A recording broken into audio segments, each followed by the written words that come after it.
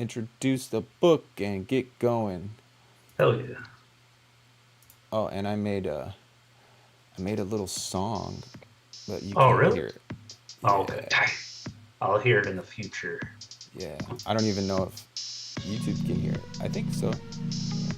In the US, Like that one stream you did for like 6 minutes. I was like, oh man. Where I was, where I Yeah, was you muted, were like, dude. I wonder if people can hear me. Yeah, dude. That was funny. I think that one got. I think that one might have got blocked. Mm-hmm. No, I Oh, think. really? Yeah, because I like try to put like videos and movies and shit on screen, and YouTube blocks all that shit. Oh, okay. I think I was streaming the Fast and Furious movie Oh, from that's funny. from like That's funny. F movies or something like that, some Oh, pirate okay. site. Oh, okay.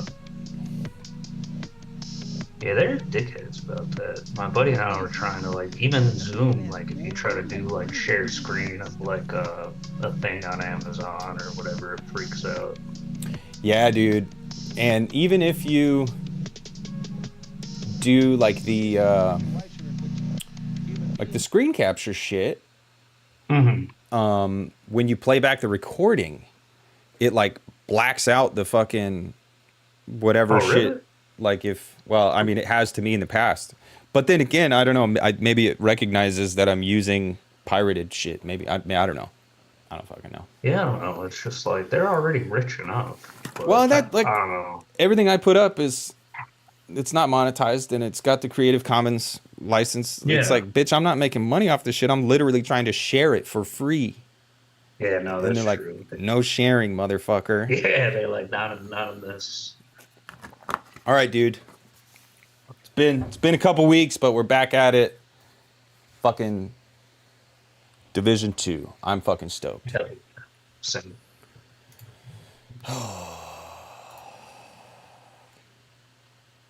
You got you got it pulled up?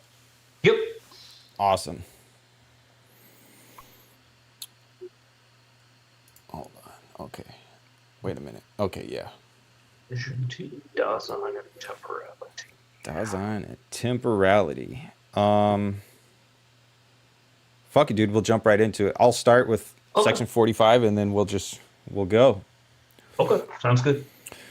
Section 45, the outcome of the preparatory fundamental analysis of Dasein and the task of a primordial existential interpretation of this entity. What have we gained by our preparatory analysis of Dasein, and what are we seeking? In Being in the World, whose essential structures center in disclosedness, we have found the basic state of the entity we have taken as our theme. The totality of being in the world as a structural whole has revealed itself as care. In care, the being of Dasein is included. When we came to analyze this being, we took as our existence, which, in anticipation, we had designated as the essence of Dasein.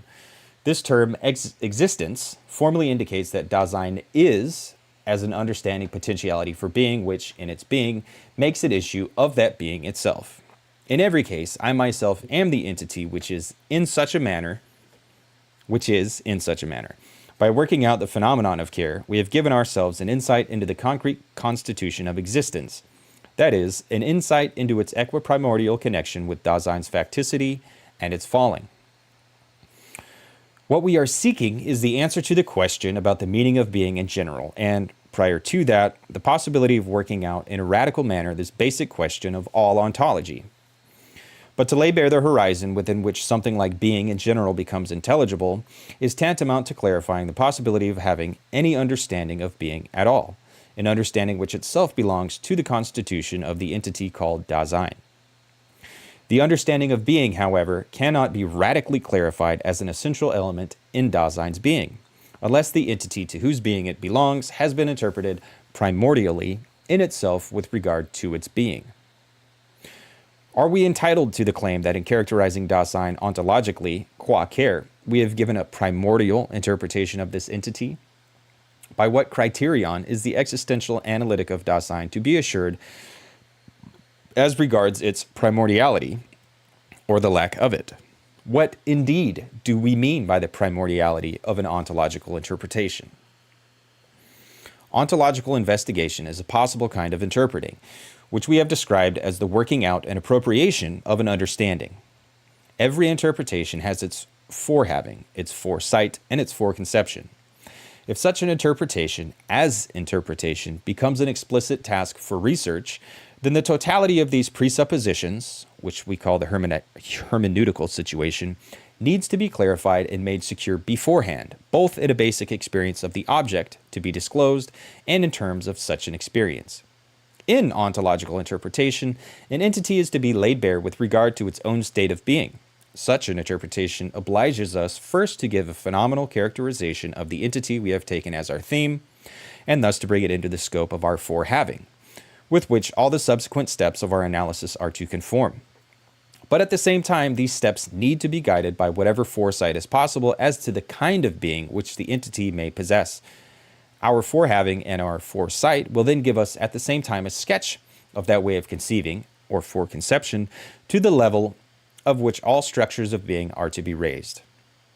If, however, the ontological interpretation is to be a primordial one, this not only demands that in general the hermeneutical situation shall be one which has been made secure in conformity with the phenomena, it also requires explicit assurance that the whole of the entity which it has taken as its theme has been brought into the forehaving.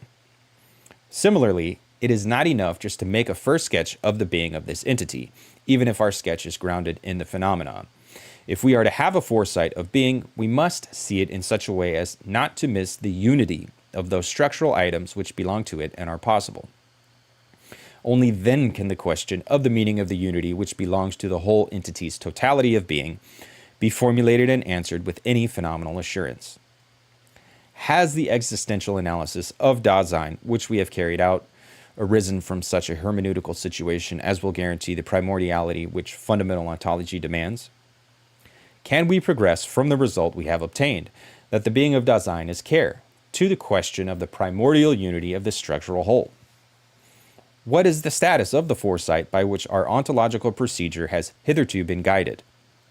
We have defined the idea of existence as a potentiality for being, a potentiality which understands and for which its own being is an issue.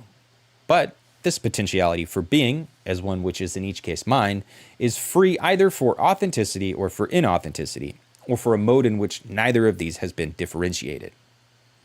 In starting with average everydayness, our interpretation has heretofore been confined to the analysis of such existing as is either undifferentiated or inauthentic. Of course, even along this path, it was possible and indeed necessary to reach a concrete determination of the existentiality of existence. Nevertheless, our ontological characterization of the constitution of existence still lacked something essential. Existence means a potentiality for being, but also one which is authentic. As long as the existential structure of an authentic potentiality for being has not been brought into the idea of existence, the foresight by which an existential interpretation is guided will lack primordiality. And how about what we have had in advance in our hermeneutical situation hitherto? How about its forehaving? When and how has our existential analysis received any assurance that by starting with everydayness, it has forced the whole of Dasein, this entity from its beginning to its end, into the phenomenological view which gives us our theme? We have indeed contended that care is the totality of the structural whole of Dasein's constitution, but we have not, at the very outset of our interpretation, renounced the possibility of bringing Dasein into view as a whole. But have we not? Everydayness is precisely that being which is between birth and death. And if existence is definitive for Dasein's being, and if its existence is constituted in part by potentiality for being, then as long as Dasein exists, it must in each case, as such a potentiality, not yet be something. Any entity whose essence is made up of existence is essentially opposed to the possibility of our getting it in our grasp as an entity which is a whole. Not only has the hermeneutical situation hitherto given us no assurance of having the whole entity, one may even question whether having the whole entity is attainable at all, and whether a primordial ontological interpretation of Dasein will not founder on the kind of being which belongs to the very entity we have taken as our theme. One thing has become unmistakable. Our existential analysis of Dasein up till now cannot lay claim to primordiality. Its forehaving never included more than the inauthentic being of Dasein, and of Dasein as less than a whole. If the interpretation of Dasein's being is to become primordial as a foundation for working out the basic question of ontology, then it must first have brought to light existentially the being of Dasein in its possibilities of authenticity and totality. Thus arises the task of putting Dasein as a whole into our forehaving. This signifies, however, that we must first of all raise the question of this entity's potentiality for being a whole. As long as Dasein is, there is in every case something still outstanding, which Dasein can be and will be. But to that which is thus outstanding, the end itself belongs. The end of being in the world is death. This end, which belongs to the potentiality for being, that is to say, to existence, limits and determines in every case whatever totality is possible for Dasein.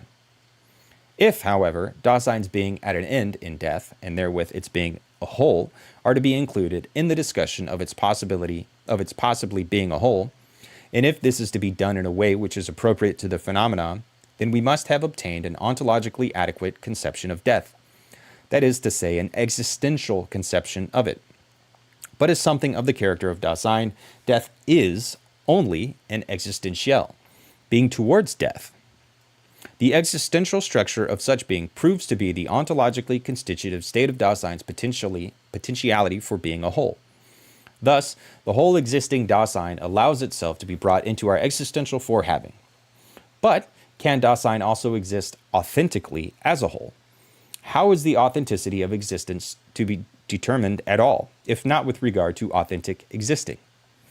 Where do we get our criterion for this? Manifestly, Dasein itself must, in its being, present us with the possibility and the manner of its authentic existence, unless such existence is something that can be imposed upon it ontically, or ontologically fabricated.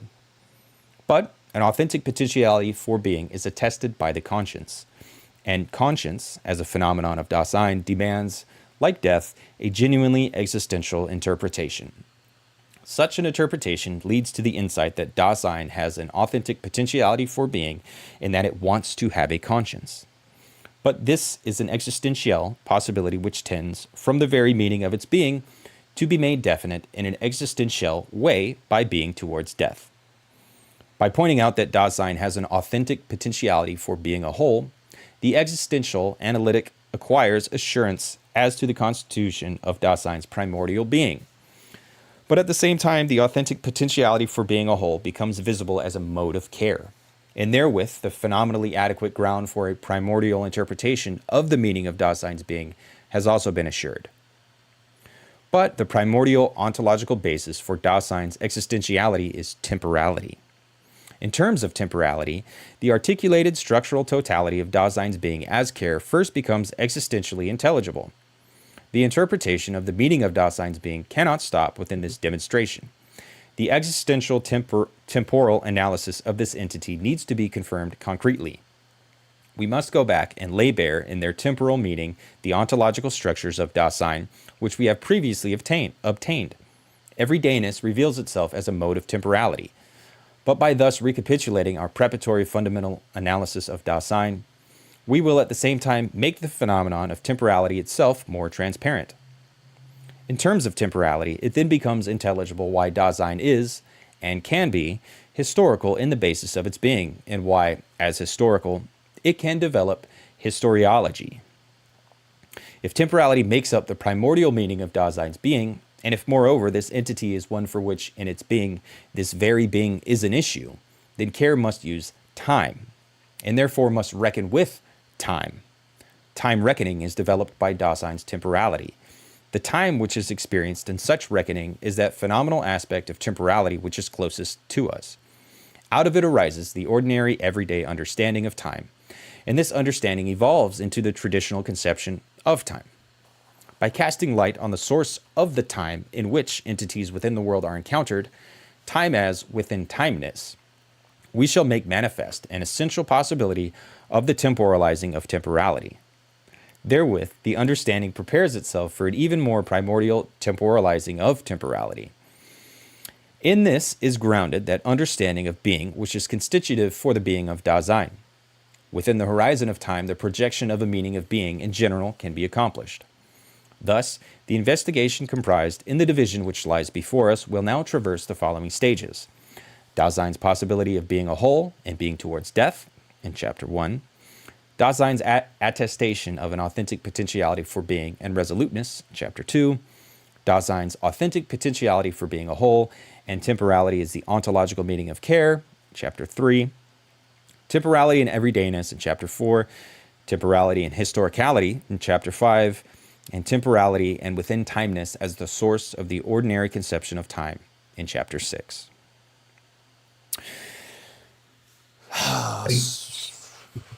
Yeah, go ahead. Yeah.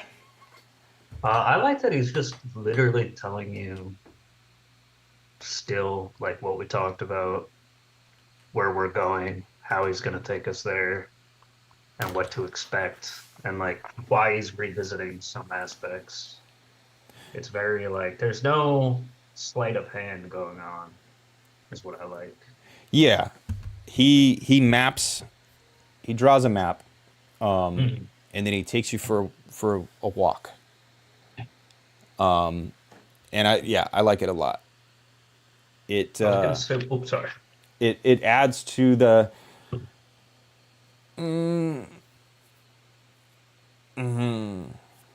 like thinking of this book as a place.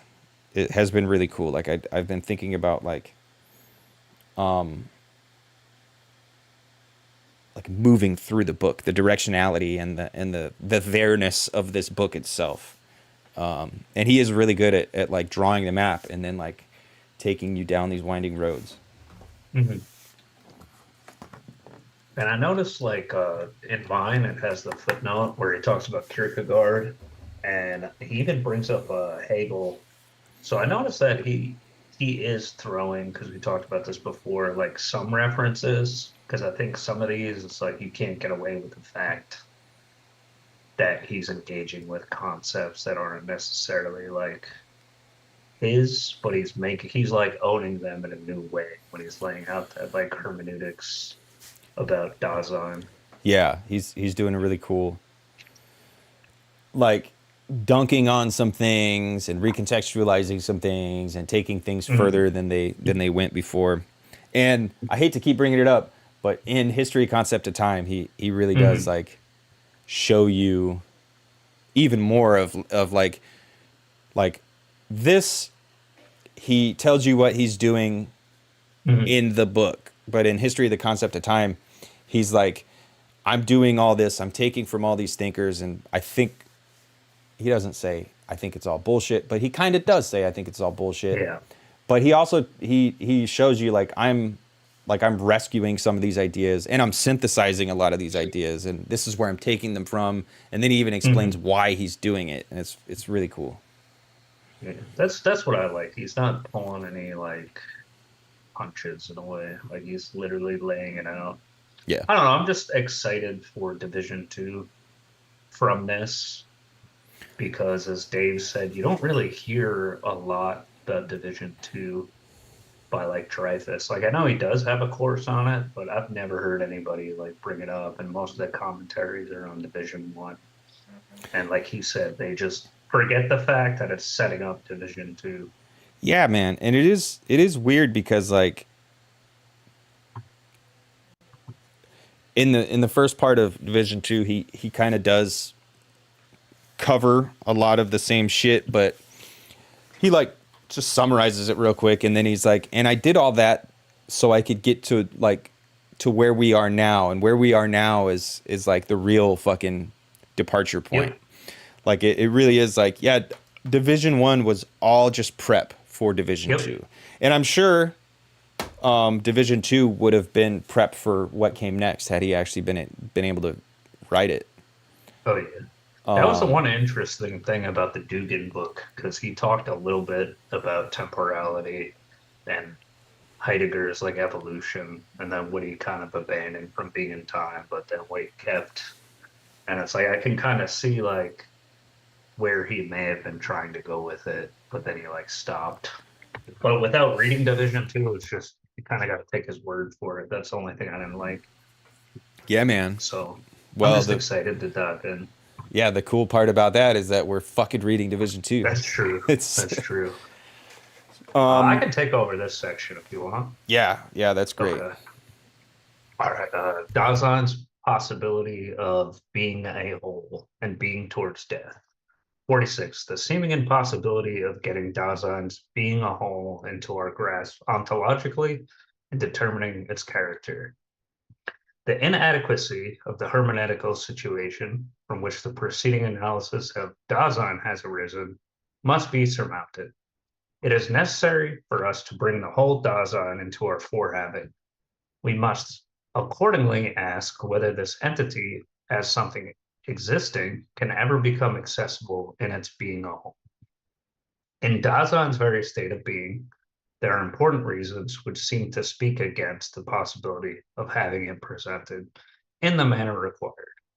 The possibility of this entity's being a whole is manifestly inconsistent with the ontological meaning of care. And care is that which forms the totality of Dasein's structural whole, yet the primary item in care is the ahead of itself. And this means that in every case, Dasein exists for the sake of itself as long as it is, right to its end. It comports itself towards its potentiality for being, even when it still exists, but has nothing more before it and has settled its account. Its being is still determined by the ahead of itself.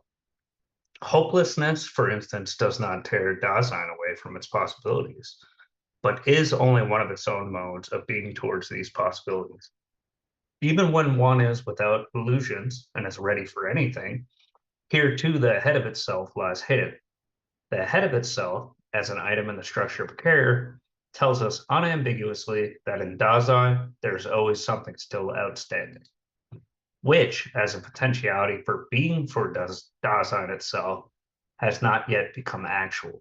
It is essential to the basic constitution of Dasein that there is constantly something still to be settled. Such a lack of totality signifies that there is something still outstanding in one's potentiality for being. But as soon as Dasein exists in such a way that absolutely nothing more is still outstanding in it, then it has already, for this reason, become no longer being there. Its being is annihilated. When what is still outstanding in its being has been liquidated, as long as Dasein is an entity, it has never reached its wholeness. But if it gains such wholeness, this gain becomes the utter loss of being in the world. In such a case, it can never be experienced as an entity. The reason for the impossibility of experiencing Dasein optically as a whole, which is, and there's that weird spacing again, at least in mine, and therefore of determining its character ontologically and its being a whole, does not lie in any imperfection of our cognitive powers. The hindrance lies rather in the being of this entity. That which cannot ever be such has any experience which pretends to get Dasein in its grasp, would claim, eludes in principle, any possibility of getting experienced at all. But in that case, it is not a hopeless undertaking to try to discern in Dasein its ontological totality of being. We cannot cross out the ahead of itself as an essential item in the structure of care. But how sound are the conclusions which we have drawn from this? Has not the impossibility of getting the whole of Dasein into our grasp have been inferred by an argument which is merely formal? Or have we not at bottom inadvertently posited that Dasein is something present in hand, ahead of which something that is not yet present in hand is constantly shoving itself? Have we in our argument taken being not yet and the ahead in a sense that is genuinely existential? Has our talk of the end and totality been phenomenally appropriate to Dasein? Has the expression death had a biological signification, or one that is existential ontological, or indeed any signification that has been adequately and surely delimited? Have we indeed exhausted all the possibilities for making Dasein accessible in its wholeness?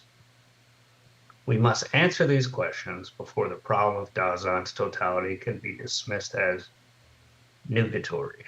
This question, both the existential question of whether a potentiality for being a whole is possible, and the existential question of the state of being of end and totality, is one in which there lurks the task of giving a positive analysis for some phenomenon of existence which up till now have been left aside. In the center of these considerations, we have the task of characterizing ontologically Dasein's being at an end and of achieving an existential conception of death. The investigations relating to these topics are divided up as follows: the possibility of experiencing the death of others, and the possibility of getting a whole Dasein in our grasp, section 47, that which is still outstanding in the end in totality, 48, how the existential analysis of death is distinguished from other possible interpretations of this phenomenon, 49, a preliminary sketch of the existential ontological structures of death, section 50, being towards death and the everydayness of Dasein, 51, everyday being towards death, and a full existential conception of death, section 52, an existential projection of an authentic being towards death, section 52. I like a lot the not yet. Mm-hmm. And I don't know, man. I think this can tend to get a little fucky and like metaphysical. Oh, yeah. And I don't know if I've discovered how to talk about this shit without taking it there, or at least without like trying to take it there. But I don't want to take it there. Like I do believe the shit is real, you know, like really real, not metaphysical, like actually like this shit is real, this shit matters, and we can we can discuss these things without taking it to, you know, fairy tales and shit like that. But also, I don't know, maybe sometimes it is useful language to use, like fairy tale type language. And I just this idea of the not yet and destiny and like things projecting their own fate ahead of themselves. Like I love it. And thinking about things as totalities. I mean, we do that with objects. But to do that with Dasein or with us, with ourselves, like to be able to think of ourselves as complete objects, both historically and futurally, like, it's just really cool, man. I really like it. Yeah. And he builds on it too, because like I read a little bit ahead and when he talks about like rightness, I don't want to spoil it, but it's like he takes like the object and he takes like he kind of builds it. So it's like object, then you have like fruit, which is like organic, but it's not Dasein. So I like how he's kind of like Dasein is, and it's literally in the name, being there. So of course, like it's not yet, because if it has its demise, there's no longer something that's there, so it no longer is. Yeah, so it's man. like not necessarily word games, but I think he does a good job of secularizing it. Yeah. Because again, he's not doing metaphysics. Yeah. He's doing that hermeneutical, phenomenological. He's very decidedly not. Yeah. He's like, fuck metaphysics. Like it's all cool, but also like I'm not worried about that shit. Like he is genuinely concerned with, you know, the real world around us, in a really cool way. But it also, like, that shit that people never think about. They're just like, oh, I'm gonna wake up and I'm gonna piss or poop and then drink coffee and then go to work, and I'm gonna be in a shitty mood because my life sucks and everything sucks, and I'm just gonna respond shittily to everything around me. And people do anticipate, but I know, like, personally, I guess I tend to anticipate the negative. And so like I'm projecting this fucking, like, already, I'm already pissed off, I'm already shitty for no fucking good reason. Yeah, man, I like it a lot. No, I do too. And I was gonna say, like, not a lot of philosophers before, like, yeah, like Montaigne, if you can call him a philosopher, and like some others have discussed death and like dying, but I feel like nobody's discussed it in this capacity, in like that phenomenological account, where it's like, what is, we are beings towards death, and we will never be like a present at hand object that you can just be like, okay, this is what it is, like a flower pot or something. Like it's complete, you know what it is, even if it breaks. But it's like human beings have that potentiality that's endless based on like your constructs and significations, cultural milieu. But it's like you're never whole, and Yeah, you're also not whole because you're gonna die. and it injects agency in a way that I think is cool. Like it Mhm. honors human agency in a way that I think helps you run an end around like, oh, it doesn't really matter determinism or Mhm. retroactive determinism, which I get that, but it's like no, like it's us, we like it, like we're doing this shit, and Mhm. it's really cool, like becoming and being and just all this cool shit. I also I like the idea of this being not yet. I think that maps on really cool to lack. Mhm. Yep. Like we're also like we have this quality, and the quality itself is a missing it's an open space or an empty space that Mhm. nevertheless is there, and it's constitutive of who and what we are. And I know it's not the same thing, but it also it rhymes really well, and I like to play with that in my head. Uh, the last thing I wanted to say, because I don't want to beat a dead horse, pun intended, but have you ever read the Golden Compass series? Yeah, dude, I need to reread it. Okay. I think Same. recently I just had a conversation with another person who told me to reread Mhm. it as well. So, So I remember there's in one of the books, I don't know if it's the second one or the third one, there's these like people who like, you know how they have like the daemon things that like look like animals?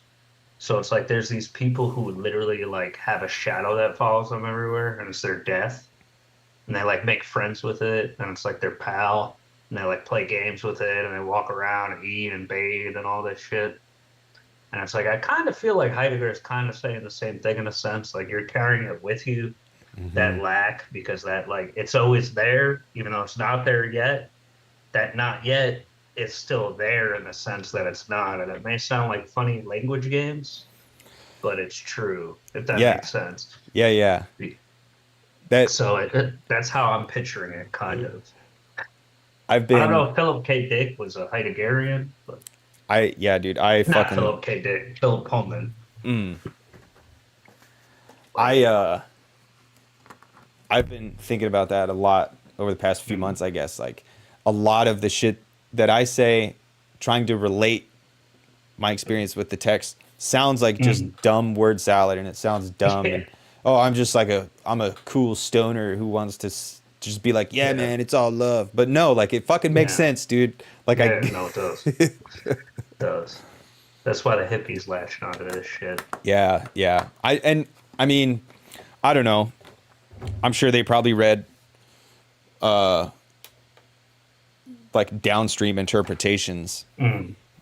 But yeah, dude, it clicks. It's like, oh, this stuff does feel like let's just get high and like be cool. Yeah.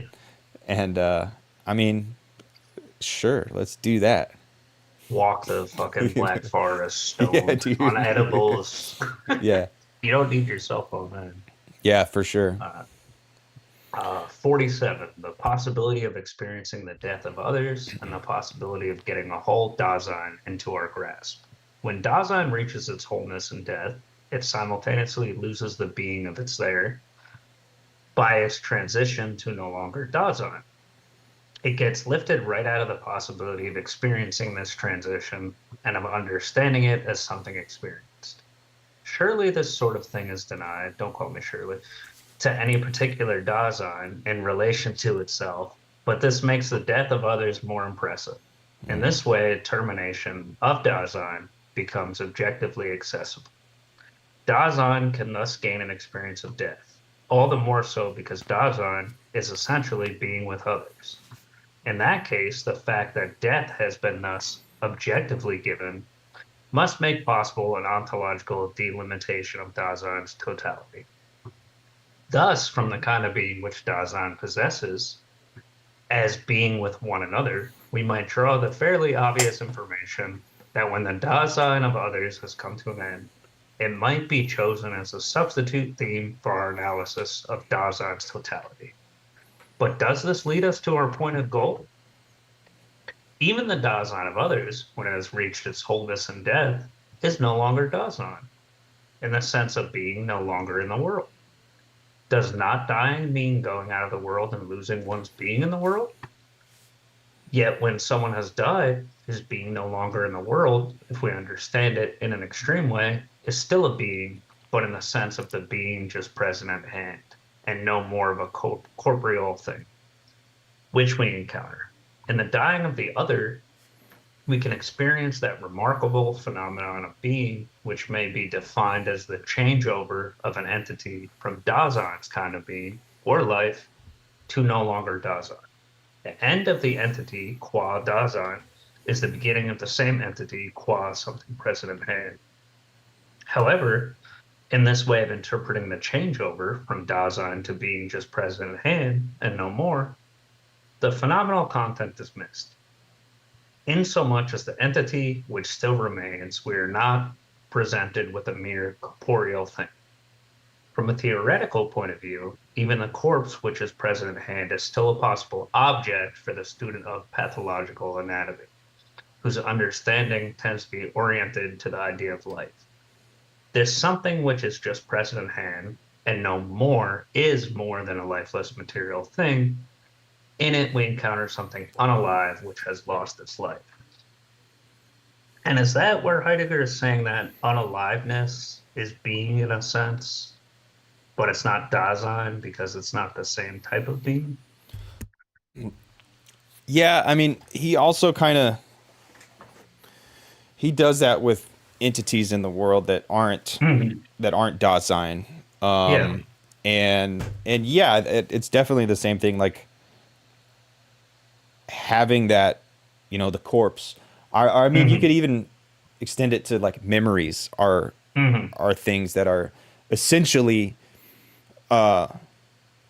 entities themselves. It's just not Dasein. It's something else.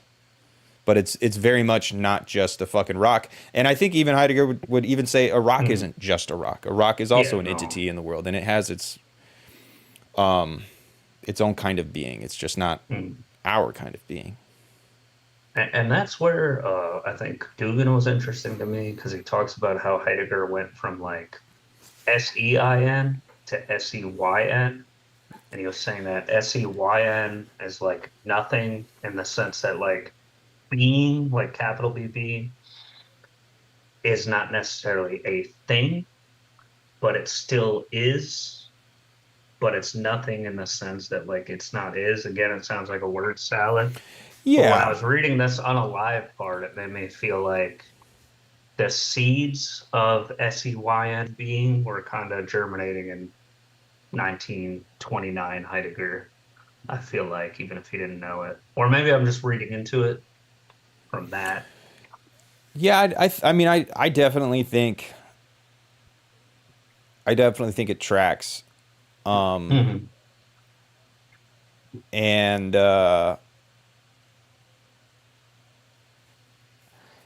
yeah, in that things aren't just what they are like superficially. Things are what things are the history of what they are and have been, and things are the future and they're becoming. And I don't know, even a corpse has a fucking future. It's going to decompose, or it's going to be examined, or it's going to be embalmed and worshipped. And I think you could probably, I don't know, maybe not do the same thing, but do something with like the memories of people that we carry with us. Yeah, of course they're mine and they're in my head. So, they don't fit into the same category, but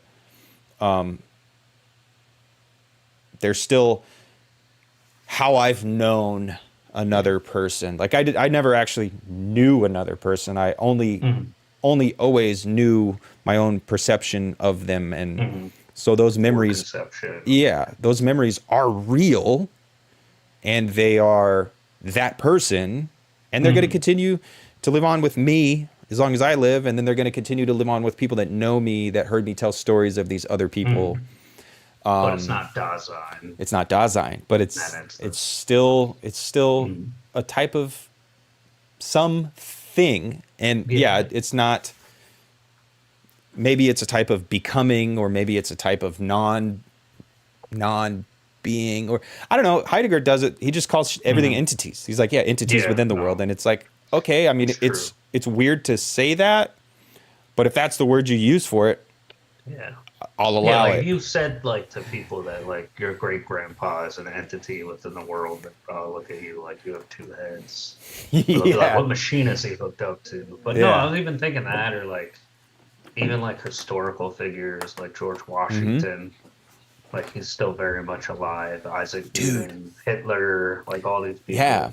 And Hannah Arendt is great with that. Hannah Arendt is great with getting to know people that are long dead. Oh, really? Yeah, dude. I gotta read more of her. You definitely do. Take the fucking Hannah Arendt pill. Yeah, no, I've read the whole 85 pages for that other class. So you gotta translate that French book first for me. Yeah, dude. I'm stoked on that. I'll send you the PDF of all of Responsibility and Judgment also. Okay. Afterwards, we'll make a list of PDFs to send you, because I definitely sounds good. The whole book, Responsibility and Judgment, is sick as fuck. Okay, sounds good. All right, let me dive back into this, even though it's still alive when we're talking. Yeah, dude. But even this way of characterizing that which still remains does not exhaust the full phenomenal findings with regard to Dasein. The deceased, as distinct from the dead person, has been torn away from those who have remained behind, and is an object of concern in the way of funeral rites, interment, and the cult of graves. And that is so because the deceased, in his kind of being, is still more than just an item of equipment environmentally ready to hand, about which one can be concerned. In tarrying alongside him in their mourning and commemoration, those who have remained behind are with him in a mode of respectful solicitude. Thus, the relationship of being which one has towards the dead is not to be taken as a concernful being alongside something ready to hand. And such, being with the dead, the deceased himself is no longer factically there. However, when we speak of being with, we always have in view being with one another in the same world. The deceased has abandoned our world and left it behind. But in terms of that world, those who remain can still be with him. And that's pretty much what you just said a minute ago. And I like that he says it's not to beat a dead horse with this, but that it's solicitude, because you're still with them in that concernful absorption. And it's like different than just concerned with like a hammer to like pound something in your project, because it's like you're not turning the deceased into like an object. Yeah, you're still honoring them. Yeah, like I have conversations with ghosts. I mean, they're not actual real ghosts, but I have ghosts living in my head from all the people I've known, and there's a give and take, there's a back and forth, and again, it's all fake, it's in my head, but also it's real, because it's like you're honoring, like you said, you're honoring them as people that once were, and that still are, in a sense. But is that much different though than like your partner in a fight with you that you don't know about? Because like I've been like punished for shit that I don't know, because they're like in a dialectic with me that I don't know I'm part of. Yeah, I've been. Is you being with this deceased any different than that in a way though? I definitely think it is, but I've been kind of drawing that out myself recently, with this this foreconception. Like I don't know you, I know my version of you, And it can be functionally real, but it's never not going to be mediated by, Hmm. by language, and then also like my own foreconception and shit. But Hmm. I do think there's a qualitative difference, because you are real. Like, nevertheless, Hmm. you are That's real, true. and you can Yeah. inject. Like, if I was to be like, oh yeah, Chris did 5 backflips, and then Yeah. we drank beer, you could be like, that didn't happen, and I would be That's like, true. oh, that Yeah. was a dream I must have had. Like, Hmm. you can That's correct true. me, Hmm. but So there's still the potential for dialogue, even if it's with something that did or did not happen. Where with the yeah, deceased, you can't. I just mean in the sense that, like, in both moments, a person can be like in absorption, or you could be in solicitude with them without them being there. yeah, But I dude, agree with you that there's that like ontic difference there. yeah, but it's at least a similar operation, and Hmm. it's I don't think it's one that should be taken for granted. I think it's worth Hmm. like drawing that Yeah. out. Oh yeah, definitely. There's levels, I suppose, to Yeah. it. That makes sense. All right. Did I finish in such being with the dead, the deceased, or was I on the greater phenomenal? And those who remain Oh, can still be with him. Yeah, in the greater phenomenal. okay, cool. Thank you. The greater the phenomenal appropriateness with which we take the no longer Dasein of the deceased, the more plainly is it shown that in such being with the dead, the authentic being come to an end of the deceased is precisely the sort of thing which we do not experience. Death does indeed reveal itself as a loss, but a loss such as is experienced by those who remain. In suffering this loss, however, we have no way of access to the loss of being as such with the dying man suffers. The dying of others is not some thing which we experience in a genuine sense. At most, we're always just there alongside. And even if, by thus being there alongside, it were possible and feasible for us to make plain to ourselves psychologically the dying of others, this would by no means let us grasp the way to be which we would then have in mind, namely coming to an end. We are asking about the ontological meaning of the dying person who dies as a possibility of being which belongs to his being.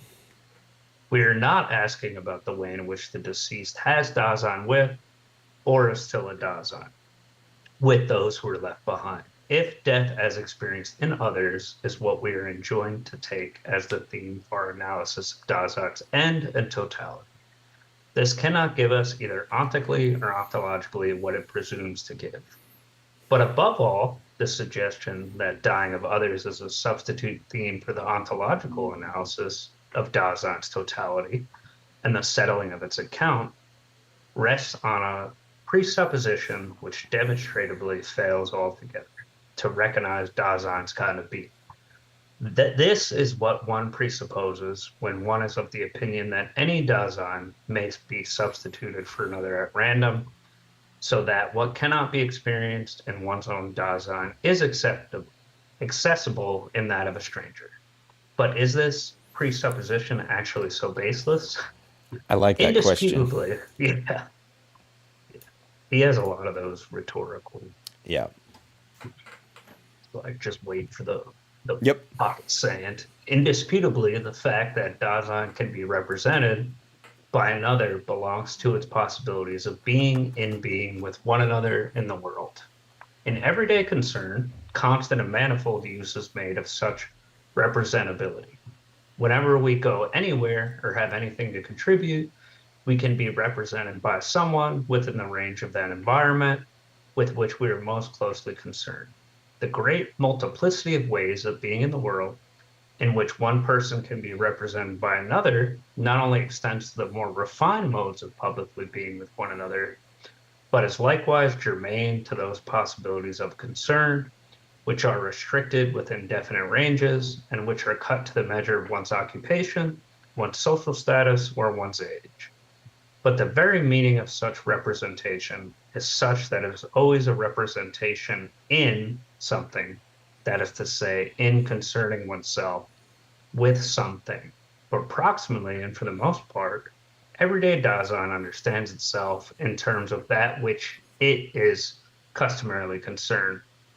One is what one does in relation to this sort of being, the everyday manner in which we join with one another in absorption of the world of our concern. Representability is not only quite possible, but is even constitutive for our being with one another. Here, one Dasein can and must, within certain limits, be another Dasein. I think that, too, is the big one that people take away from Heidegger, too. Like, we are who we portray ourselves to be. Like, our essence is how we live and Yeah. comport ourselves. I think I I think that's way bigger than Mhm. maybe a lot of people think, but I think a lot of people read it wrong. Like I think this is Mhm. him Sorry. really kind of drawing attention to the fact that like without others we are nothing. Like we're always in reference Mhm. to others, but we also depend on others to become who we are. And I think like yeah, there is like your comportment and how you're projecting Mhm. yourself and your agency. There's that, but also I think here in this point, Mhm. it's also kind of drawing out or calling attention to the fact that like we are necessarily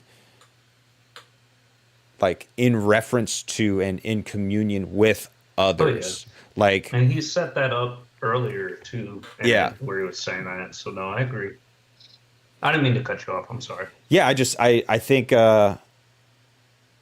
from my experience, people that are like into Heidegger are just really into individualism, and I'm not. And I but also like people are also into this like racial like spiritual racism shit that Heidegger's Yeah. big on too.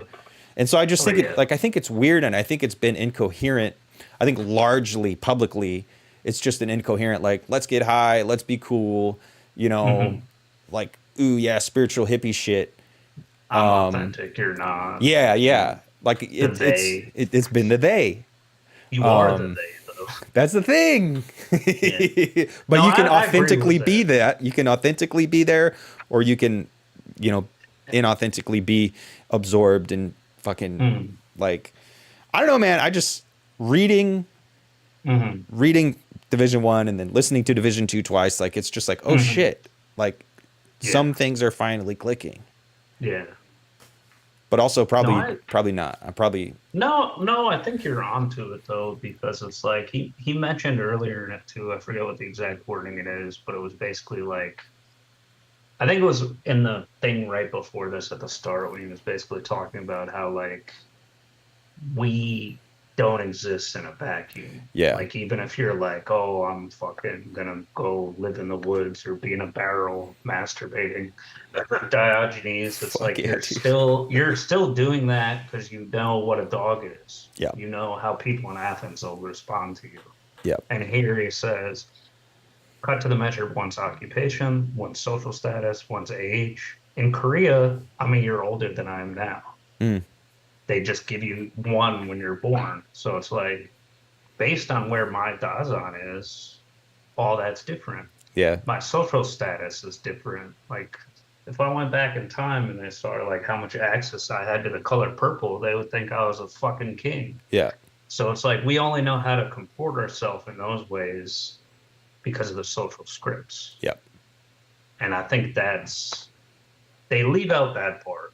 Yeah. Like the motivational Heidegger speakers, Yeah. or like you said, they turn into like a spiritual narcissism where it's like Russia's going to be the next Germany. And Yeah. I'm going to fucking protect Dasein and we're going to protect the German, which is kind of what like I was getting from Dugan a little bit. Yeah.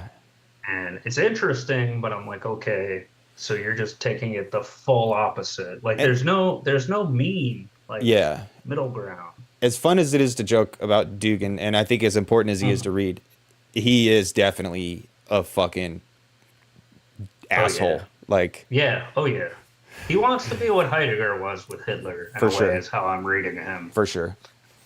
And I can understand that. I think there's a danger, and this may be a little off topic, so I won't speak too much on it. But the more you get into philosophy and the more you get into this esoteric stuff and obsession, you start being like, Hmm. yes, Russian Dasein needs to counter the capitalistic modernity and Russian fucking imperialism.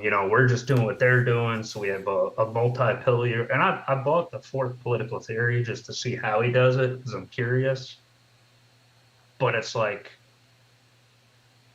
Heidegger was like, oh, I'm not apologizing because Hitler fucked it up. And it's like, I think Dugin's like, hey, I'm going to be better than Heidegger was. And you get that like dangerous philosopher king mindset. And it's Yeah, like, definitely, pump, definitely. pump the brakes, pump Yeah, the brakes. Because he's a and brilliant guy. He's a doctorate in sociology, he's a doctorate in philosophy, but that narcissism and that like esotericism can be dangerous. I mean, you can trace that even like from Nietzsche through Heidegger Hmm. to Dugin. Like there Yeah. is that like I am the chosen one and I deserve this because I'm Hmm. smarter and better, and Yeah.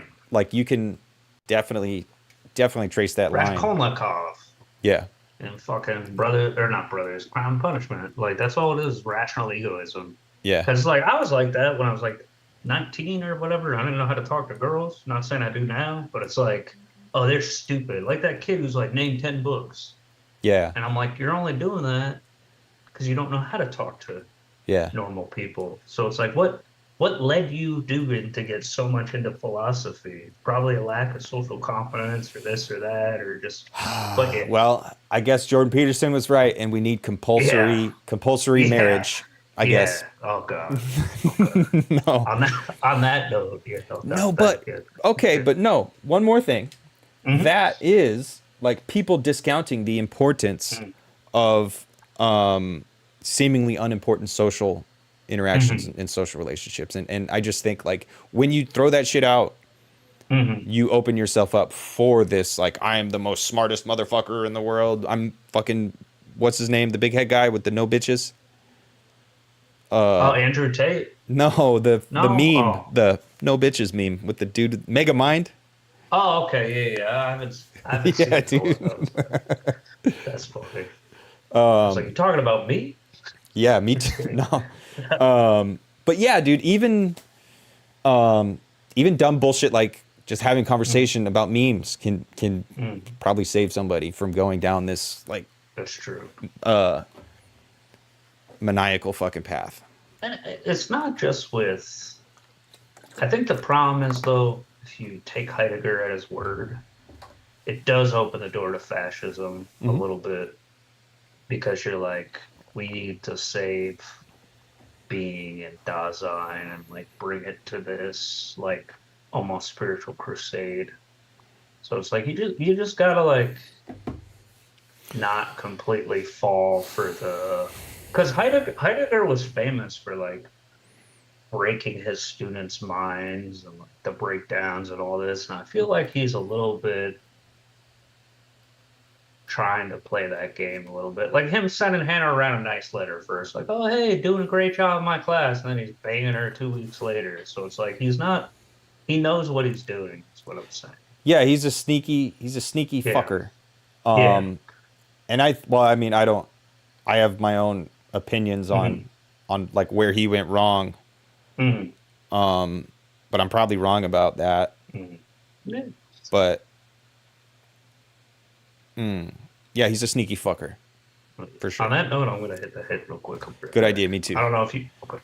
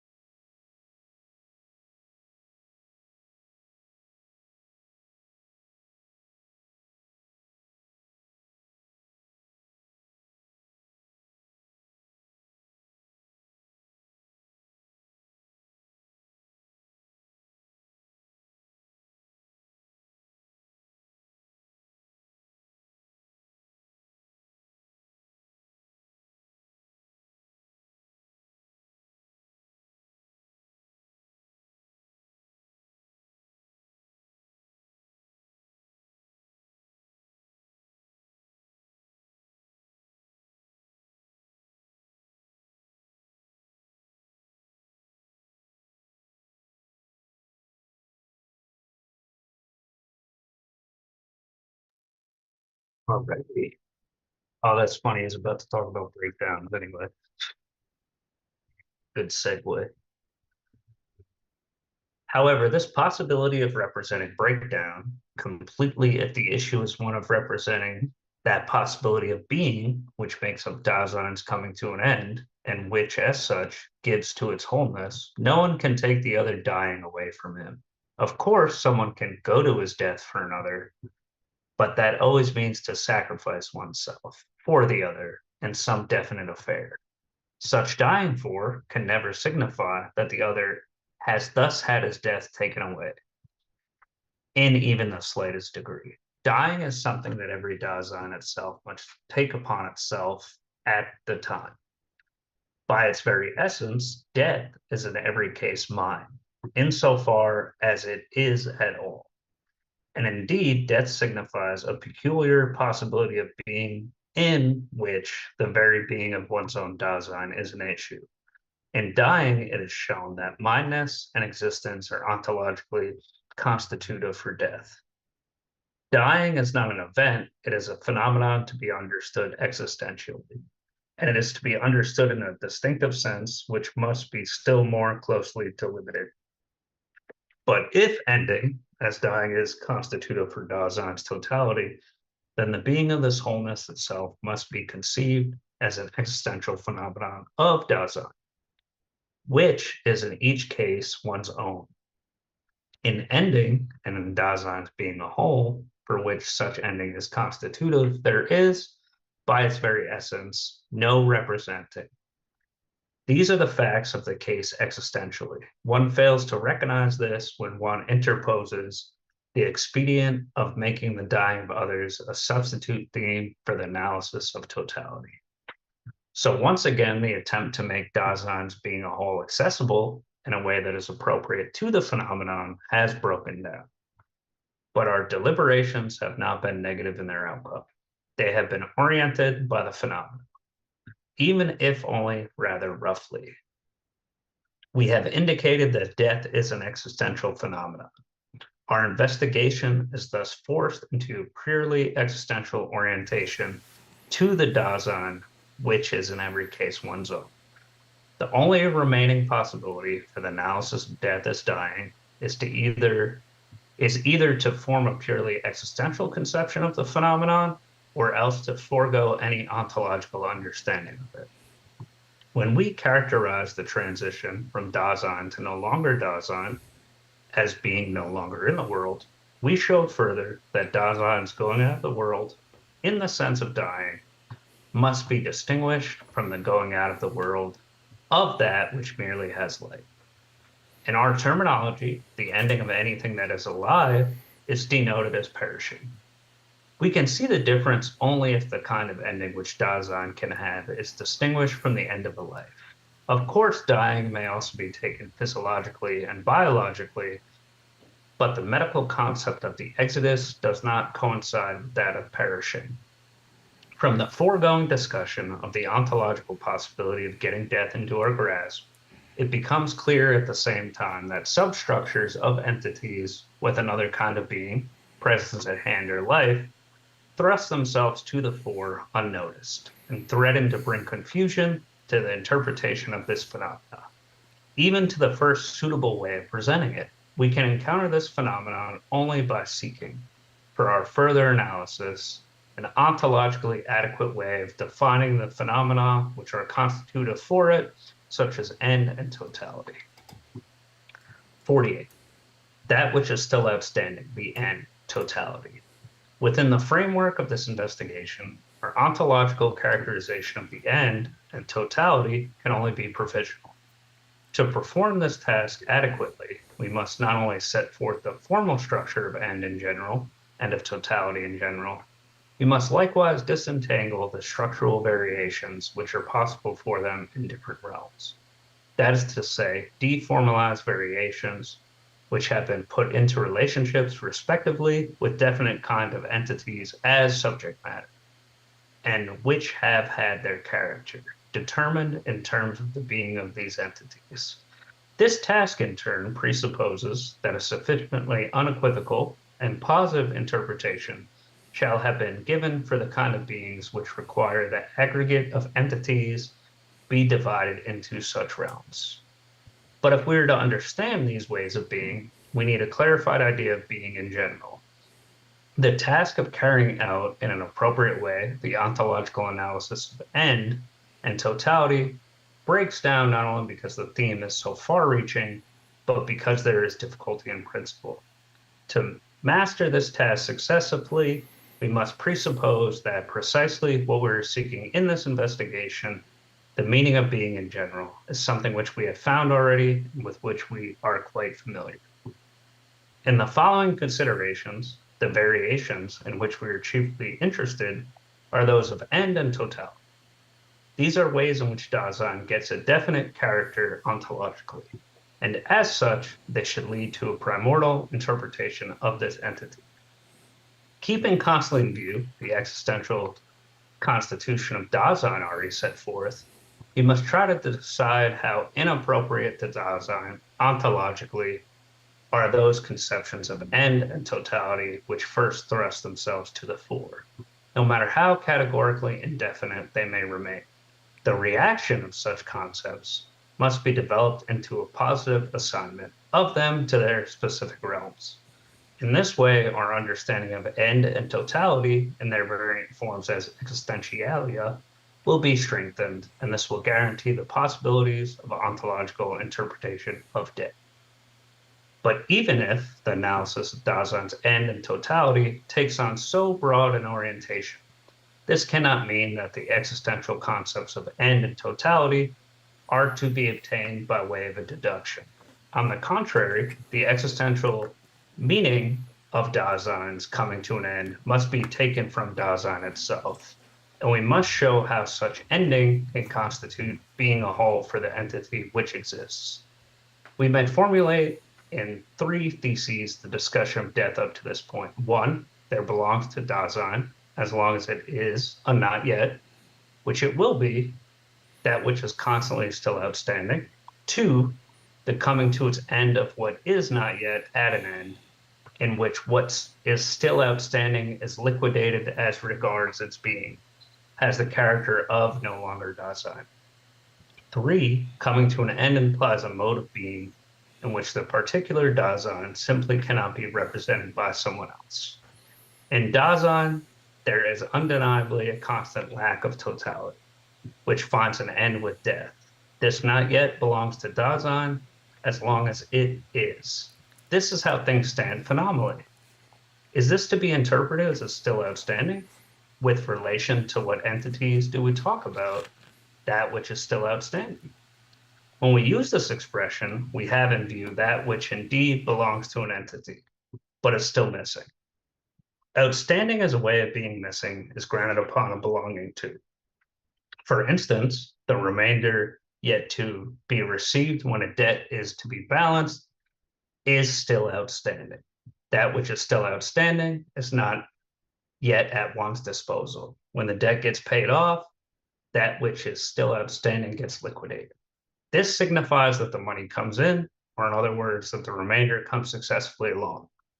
By this procedure, the not yet gets filled up, as it were, until the sum that is owed is all together. Therefore, to be still outstanding means that what belongs together is not yet all together. Ontologically, this implies the unreadiness to hand of those portions which have yet to be contributed. These portions have the same kind of being as those which are ready to hand already, and the latter, for their part, do not have their kind of being modified by having the remainder come in. Whatever lack of togetherness remains gets paid off by cumulative piecing together.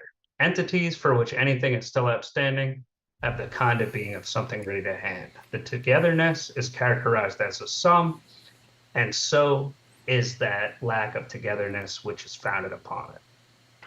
But this lack of togetherness, which belongs to such a mode of togetherness, this being missing as still outstanding, cannot by any means define ontologically that not yet which belongs to Dasein as its possible death. Dasein does not have at all the kind of being of something ready to hand within the world, the togetherness of an entity of the kind which Dasein is running its course, until that course has been completed, is not constituted by continuing piecing on of entities which somehow and somewhere are ready to hand already in their own right. That Dasein should be together only when it's not yet has been filled up is so far from the case that it is precisely then that Dasein is no longer. Any Dasein always exists in just as such a manner that it's not yet belongs to it. But are there not entities which are as they are and to which not yet can belong, but which do not necessarily have Dasein's kind of being? For instance, we could say the last quarter is still outstanding until the moon gets full. The not yet diminishes as the concealing shadow disappears. But here the moon is always present at hand as a whole already. Leaving aside the fact that we can never get the moon wholly in our grasp, even when it is full, this not yet does not in any way signify a not yet being together of the parts which belongs to the moon, but pertains only to the way we get it in our grasp perceptually. The not yet which belongs to Dasein, however, is not just something which is provisionally and occasionally inaccessible to one's own experience or even to that of a stranger. It is not yet actual at all. Our problem does not pertain to getting it in our grasp, the not yet, which is of the character of Dasein. It pertains to the possible being or not being of this not yet. Dasein must, as itself, become that is to say, be what is not yet. Dasein must, as itself, become that is to say, be what it is not yet. Thus, if we are to be able, by comparison, to define the being of the not yet, which is the character of Dasein, we must take into consideration entities to whose kind of being becoming belongs. And then there's the fruit part coming up. When, for instance, a fruit is unripe, it goes towards its ripeness. In the process of ripening, that which the fruit is not yet is by no means pieced on as something not yet present in hand. The fruit belongs itself to ripeness, and such a bringing of itself is a characteristic of its being as a fruit. Nothing imaginable which one might contribute to it would eliminate the unripeness of the fruit. If this entity did not come to ripeness of its own accord, when we speak of the not yet of the unripeness, we do not have in view something else which stands outside, and which, with utter indifference to the fruit, might be present in hand in it and with it. What we have in view is the fruit itself and its specific kind of being. The sum, which is not yet complete, is, as something ready to hand, a matter of indifference, as regards the remainder, which is lacking and unready to hand. Though taken strictly, it can neither be indifferent to that remainder, nor not be indifferent to it. The ripening fruit, however, not only is not indifferent to its unripeness as something other than itself, but it is that unripeness as it ripens. The not yet has already been included in the very being of the fruit, not as some random characteristic, but as something constitutive. Correspondingly, as long as any Dasein is, it too is already its not yet. That which makes up the lack of totality in Dasein, the constant ahead of itself, is neither something still outstanding in a summative togetherness, nor something which has not yet become accessible. It is a not yet which any Dasein, as the entity which it is, has to be. Nevertheless, the comparison with the unripeness of the fruit shows essential differences, although there is a certain agreement. If we take note of these differences, we shall recognize how indefinite our talk about the end and ending has here rethrow been. Here, there, too, Ben. Sorry. I always want to say it like you thief row. I don't know why. Ripening is the specific being of the fruit. It is also a kind of being of the not yet, of unripeness. And as such, a kind of being, it is formally analogous to Dasein. And that the latter, like the former, is in every case already its not yet. In a sense, still to be defined. But even then, this does not signify that ripeness as an end and death as an end coincide with regard to the ontological structure as ends. With ripeness, the fruit fulfills itself, But is the death at which Dasein arrives a fulfillment in this sense? With its death, Dasein has indeed fulfilled its course, but in doing so, has it necessarily exhausted its specific possibilities? Rather, are not these precisely what gets taken away from Dasein? Even unfulfilled Dasein ends. On the other hand, so little is it the case that Dasein comes to its ripeness only with death, that Dasein may well have passed its ripeness before the end.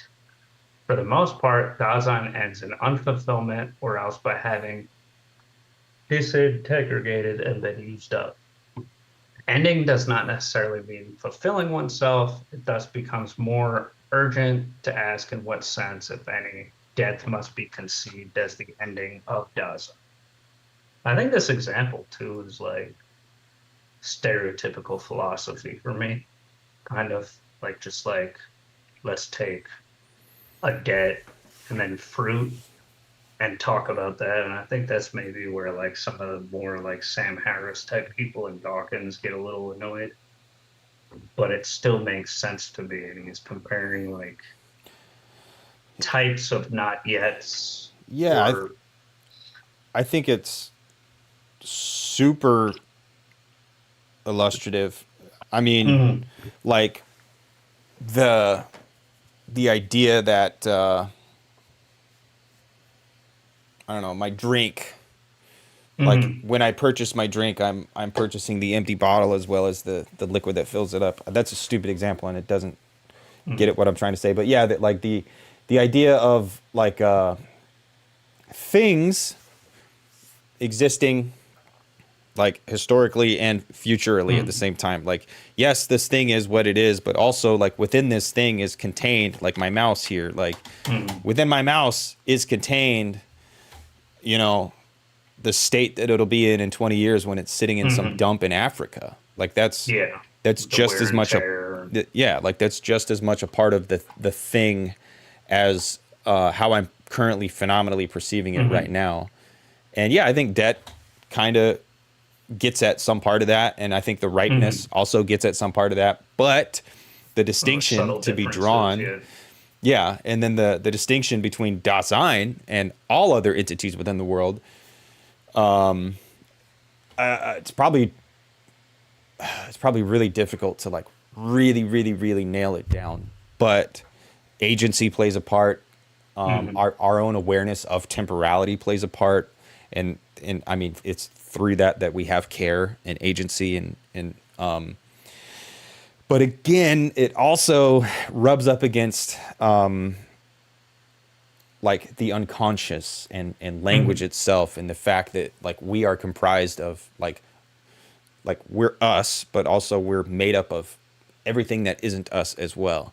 And that's why like initially going through Heidegger, I didn't think, I was like, yeah, whatever, dude. Like I've heard this before.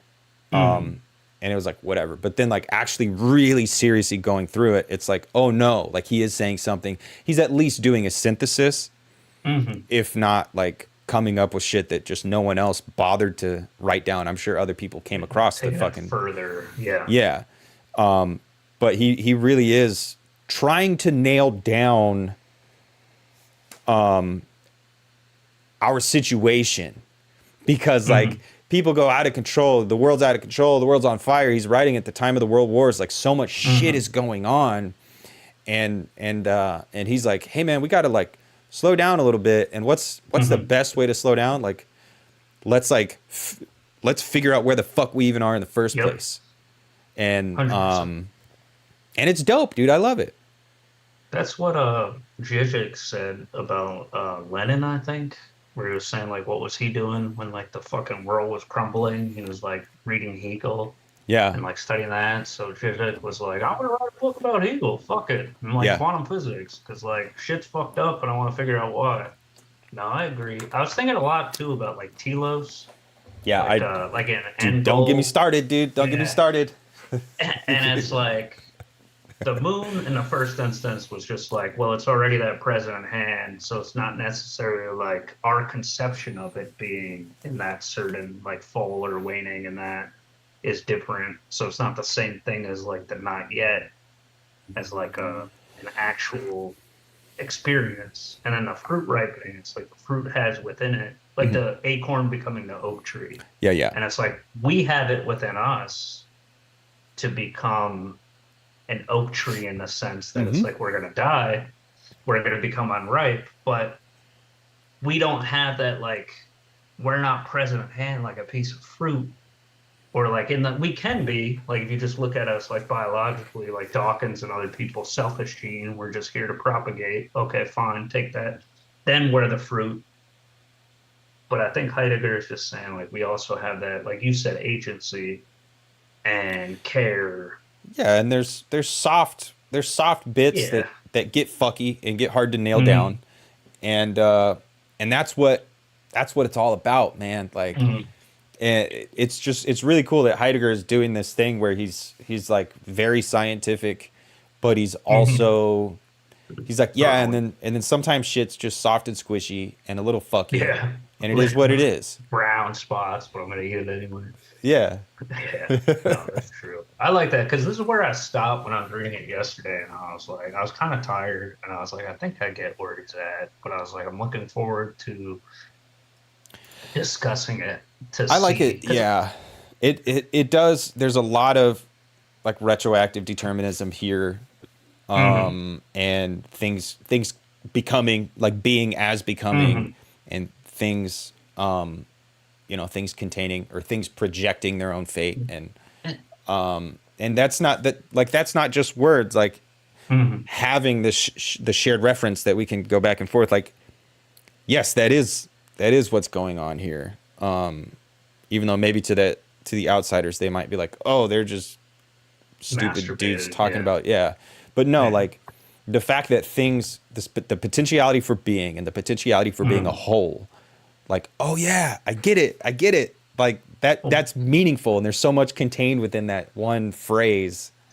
think about abortion too in this instance, because in a way he's kind of talking about that. Like if you think about it, like when is a baby ripe or unripe? Like Yep. I'm not gonna say when it is, but I'm just saying when does the agency and the Hmm. consciousness and is there a telos and can we use stem cells? And so it's like maybe a little prediction here on his part, I but mean, yeah, dude.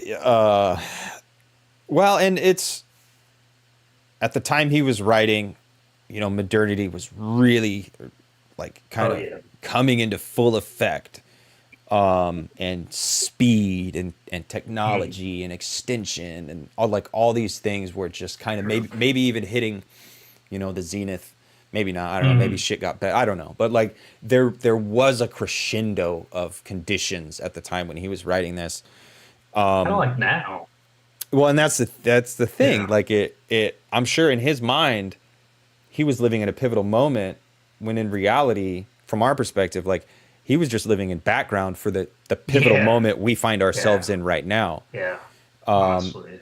But I do Chat think, GPT, type in being in time for me. yeah. Make one. Like, But I do think like he's getting at like something that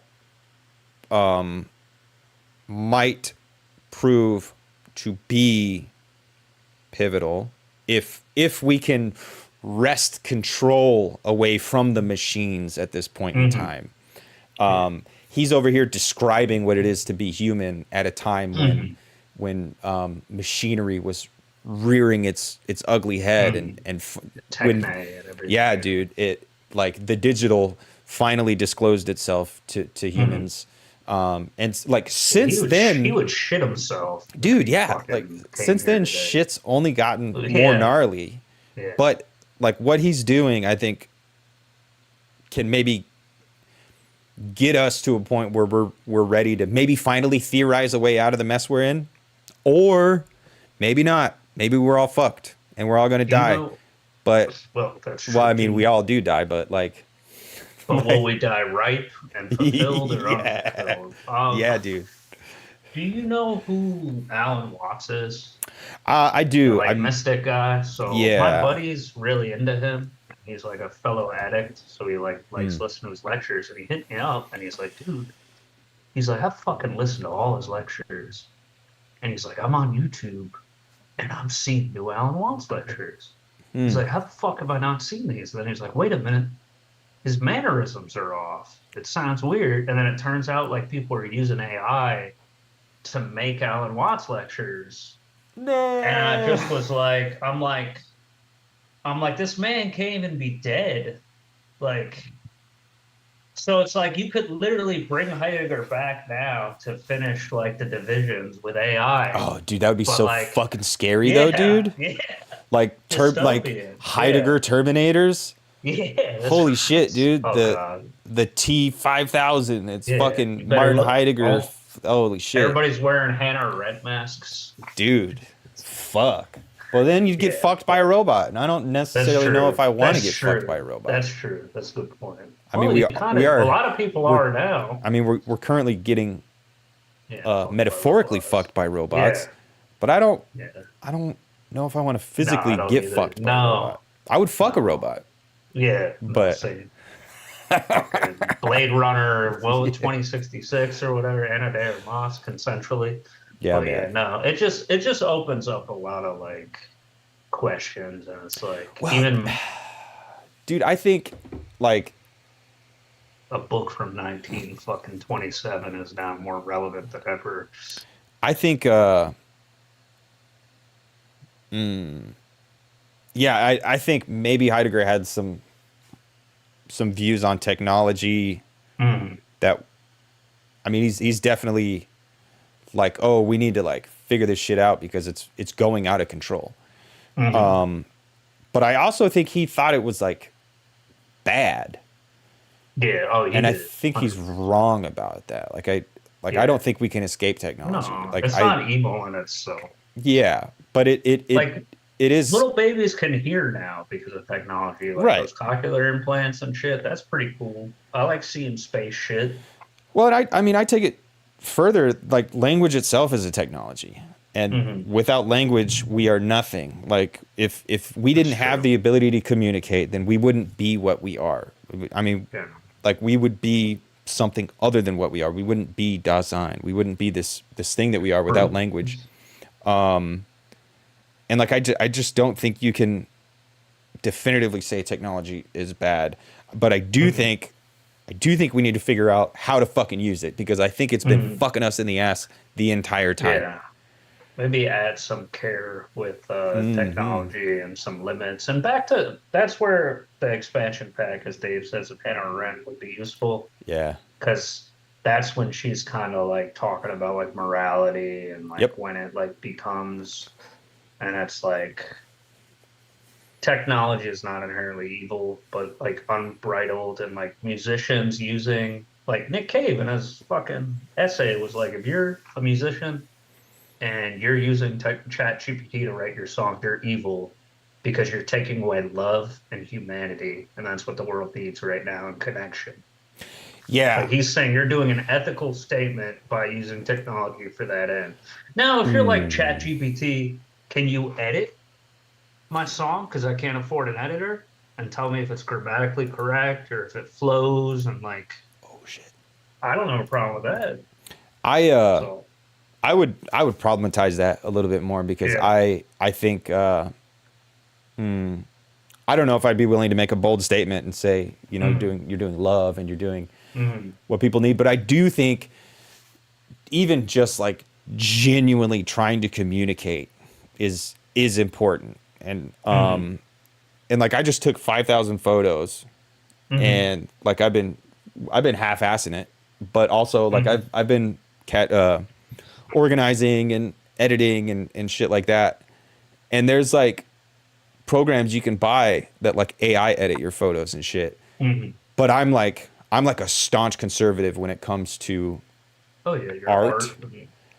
and like I fucking hate Midjourney and Mm, the other ones, and I fucking hate ChatGPT. Like I hate all this shit, yeah. and I know I take it to a level that is irrational because I do think it Mm, can be useful. I think like I know people that use GPT to edit essays, mm. and I think that's I'm okay. saying you're some dumb, like you're a kid who doesn't have the money for a tutor and like things like that, and capitalism's raging. I think in some instances those programs are okay, Yes.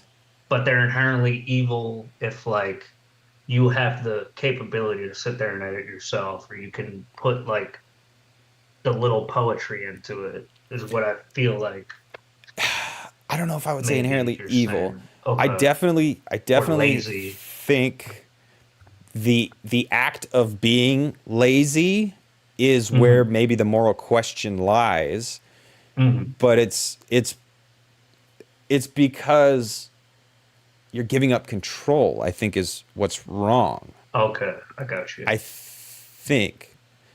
But I mean, like Is shorthand. it art at that point though? Like Well, if and you that's the take the thing. It gets photo taken and as something art. edits it, yeah. People accept it as Like art. People proffer it yeah. up as art, and people accept it as art, and people spend millions of dollars on art, and people hide money in art, and Hmm. also like just the rat race that people on the platforms, they think they have to Hmm. keep up with this shit that's being marketed as art, or that's being marketed as like Oh genuine yeah. getting awayness. Like Hmm. like if I would have taken a bunch of photos and put them on Instagram, like at the river, then when we were in the forest, Yeah. like that would have been gross. I mean, you could say that's evil in a way, like by Hmm. participating in that. But I don't like, it's not like an evil act that a person is doing. Hmm. It's like Maybe the inhumane. entire, it would be in inhuman, Yeah. inhuman. Or turn us Yes. more into like the machines, which Well, is and bad. that's the like that's That's the I think thing. where we're It's yeah, yeah. like the control, the machines are in control, and we kind of have no choice but to go along with it. But also there are ways you can resist. Hmm? Yeah, like you editing your photos. I would just say I think in a that's stupid. purely I think that's stupid conservative bullshit. I definitely would get more done in less I agree time with some of if I it. used AI programs. But I'm saying it depends. So it's like if you're, let's say you're like 15 or like 18 and you can't, you're lower middle class or like you don't have money for a tutor and stuff like that. And you're trying to get your education so you can move upward mobility because like you're raising your siblings or something. Use fucking Chat GPT to For edit your sure. homework. For Use sure. like in that instance. But like if you have the means, don't be fucking lazy either. Or like Yeah. minimize how lazy you are. Yeah. Like this girl asked me to write a poem the other day, and I like looked up just for haha's like poem generators because Oh she's like shit. a car salesman. And I was like, I really don't want to write about that. But then she was like telling me why she does it and all this stuff. She helps immigrants. I'm like, yeah, probably at 26% APR. Mm-hmm. But I just wrote it and it like made her day. And like I felt better about myself by still like writing it myself. And like I guarantee you, Chat GPT could have wrote something similar, but I still would have felt like dirty Yeah. because it's like she's asking me to do it, how I see her. And if I type in the little prompts, it's not, I don't know, I feel like it would be like faking an orgasm kind of, or like, I don't know, like it's just, it felt dirty to me, or like Yeah. sleeping with, taking somebody's virginity you don't love or something like to me. Cause like to me, art, like not to get too far away, but like No, art do for it. me is like the house of being in a way and like Mm-hmm. language. And it's all a way, like, I wrote a Substack about this yesterday, about how like art writing for me is like my way of like prayer or like Mm-hmm. connection to like being and expressing like Yeah. myself and discovering the like poetry and things. And it's like if I'm faking it with Chat GPT or like an auto generator thing, I'm part of the problem. I I don't know if I would say you're part of the problem. I Yeah. definitely I think there's Or I just something would look at myself wrong. I think there's I'd be something disappointed. sacred about the act of communication. Hmm. I think simply communicating, simply sharing what's inside of us, trying to take what's inside outside and trying to get a little bit of piece of what's inside other people and put it inside us. I think that for me, that's how I view art. And it's definitely disgusting. And I think like evil is a good enough word to describe like that industry and platforms and algorithms and shit like that. but I don't know if I would say you'd be part of the problem because it's such a it's But just that's it's my conservative bullshit. Where yeah, I'm like Heidegger on my fucking like little pedestal because it's like, see, I'm not fake like them because I write my own right. stupid little fucking poem, like the I hipster in me. I do think that's yeah, I definitely have an asshole hipster in me. Yeah. I do think, however, that those that genuine attempts at communication Hmm. are a way to resist Hmm. and Exactly. a way to broaden our clearing. Hmm. And I think if we get 8 billion people trying to expand their own clearings, then I Hmm. think that would be a good thing.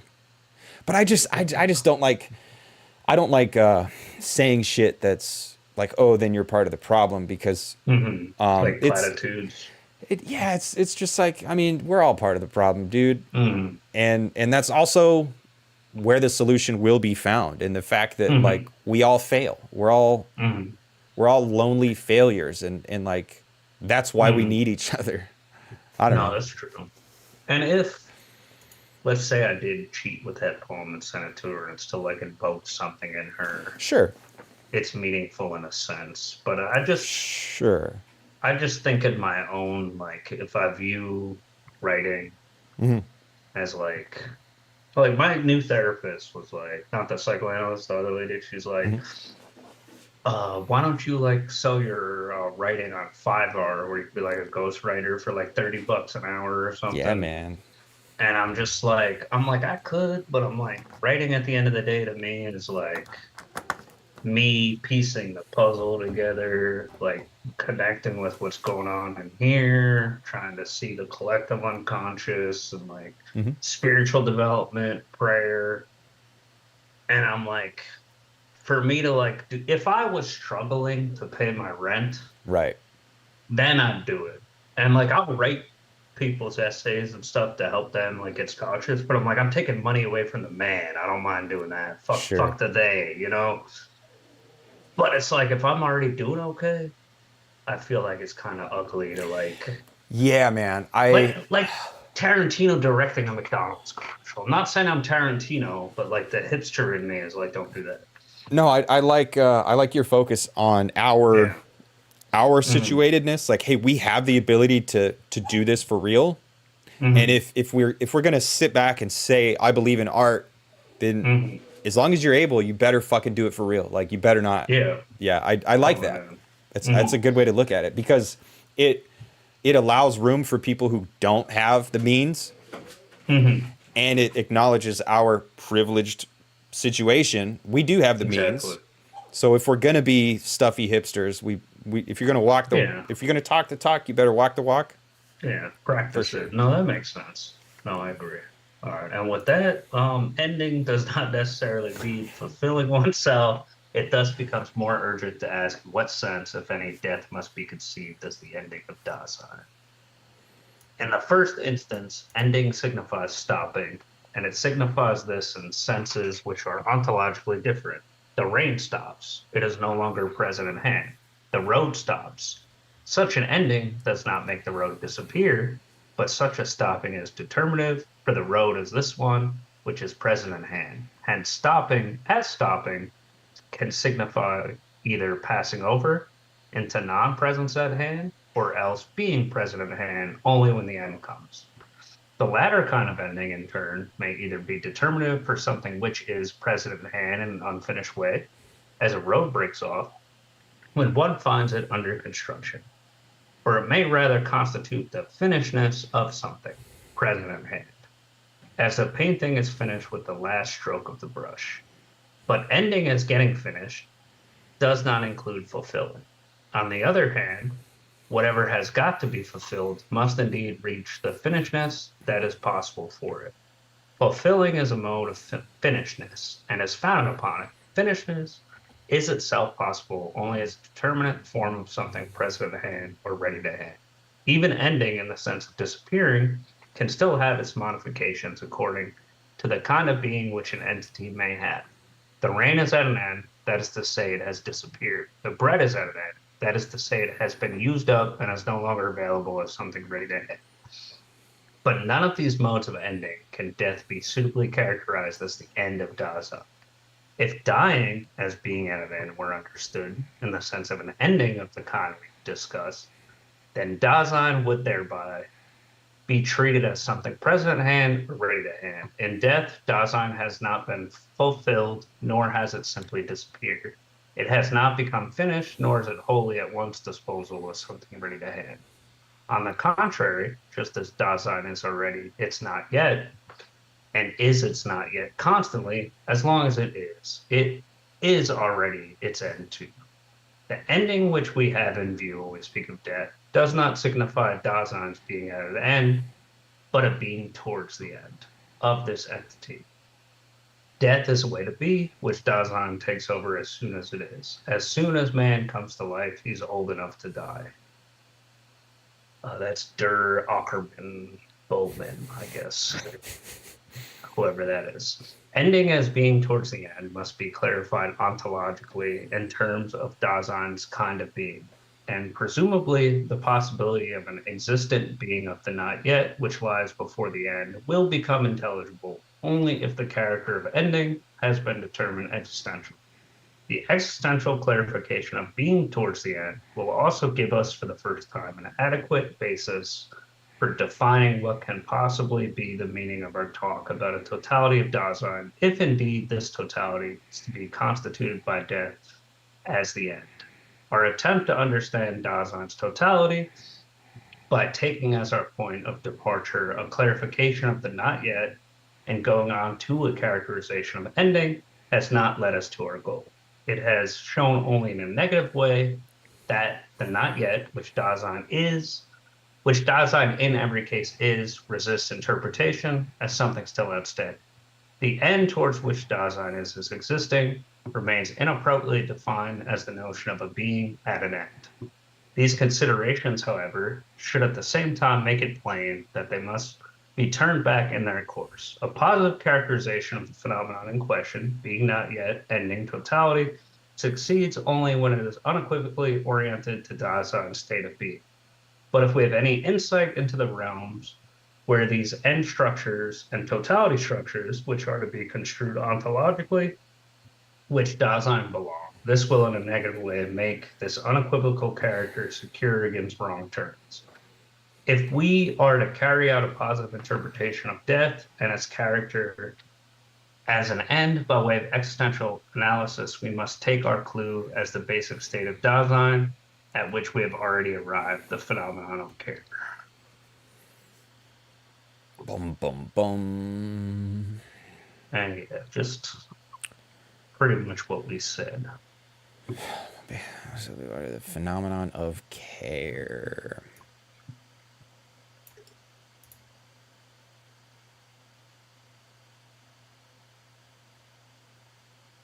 He's weighing out what he's doing, still separating it from other entities. Yeah, I like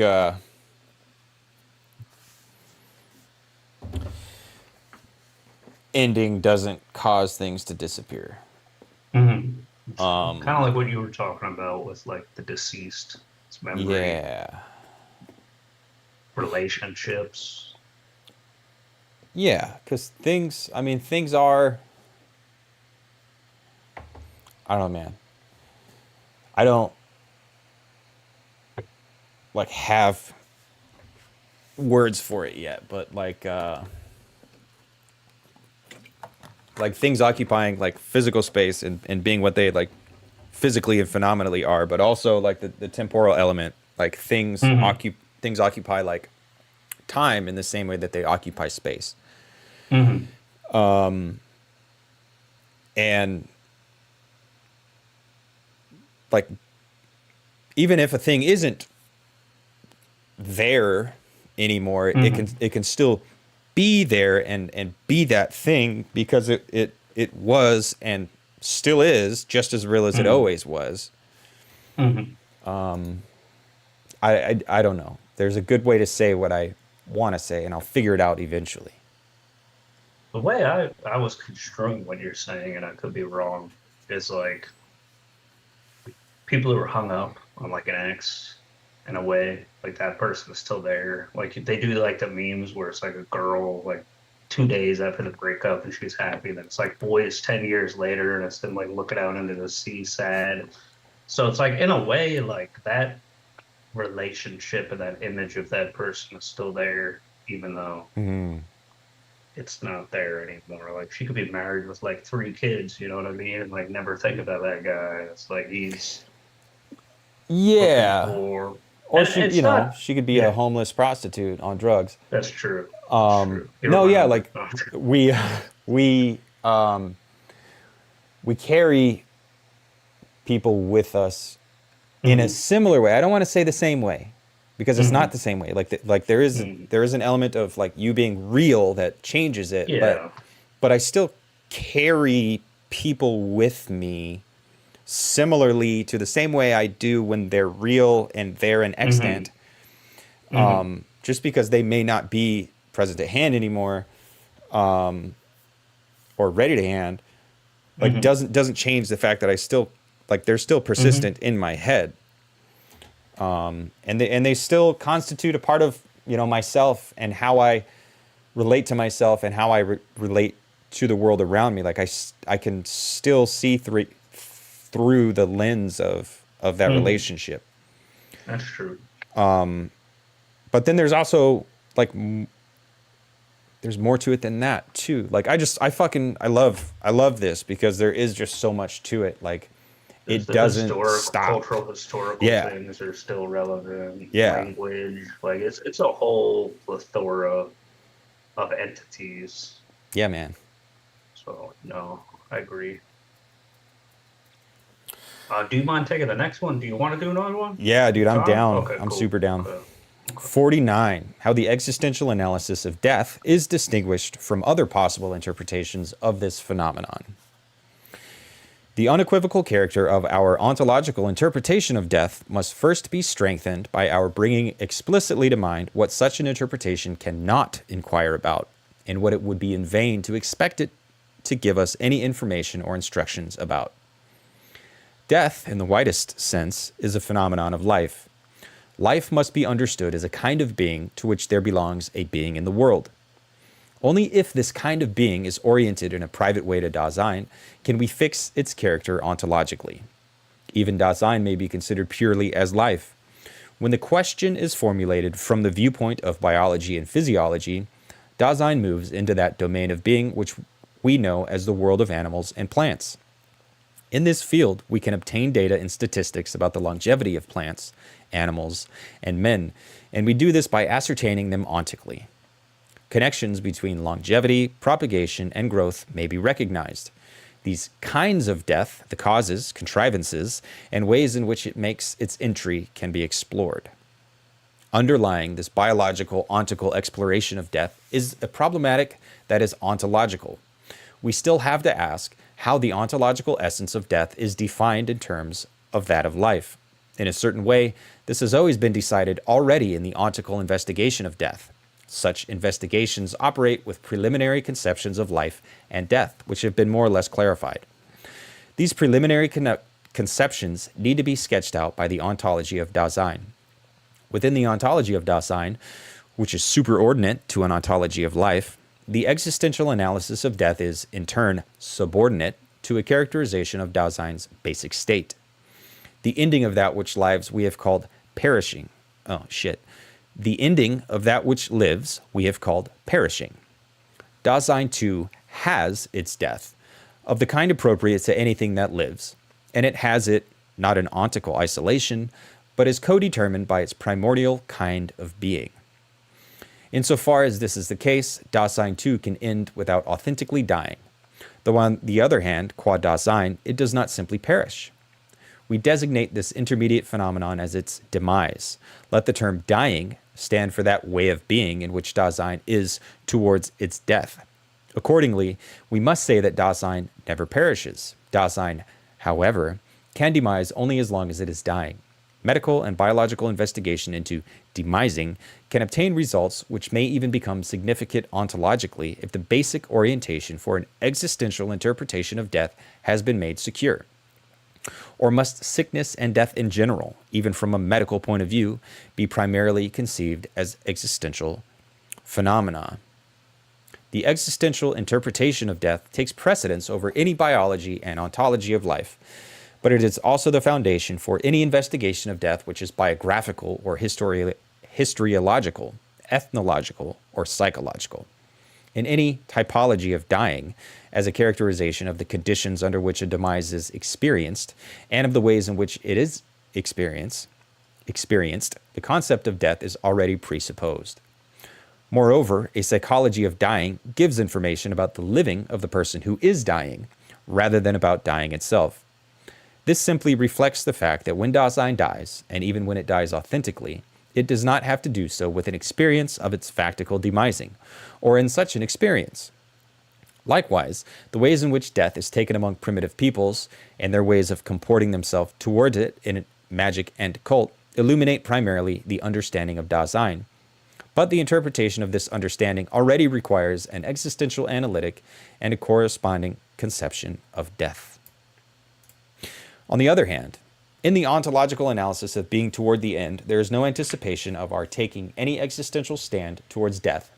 If death is defined as the end of Dasein, that is to say, of being in the world, this does not imply any ontical decision whether after death still another being is possible, either higher or lower, or whether Dasein lives on or even outlasts itself and is immortal. I really like this part too.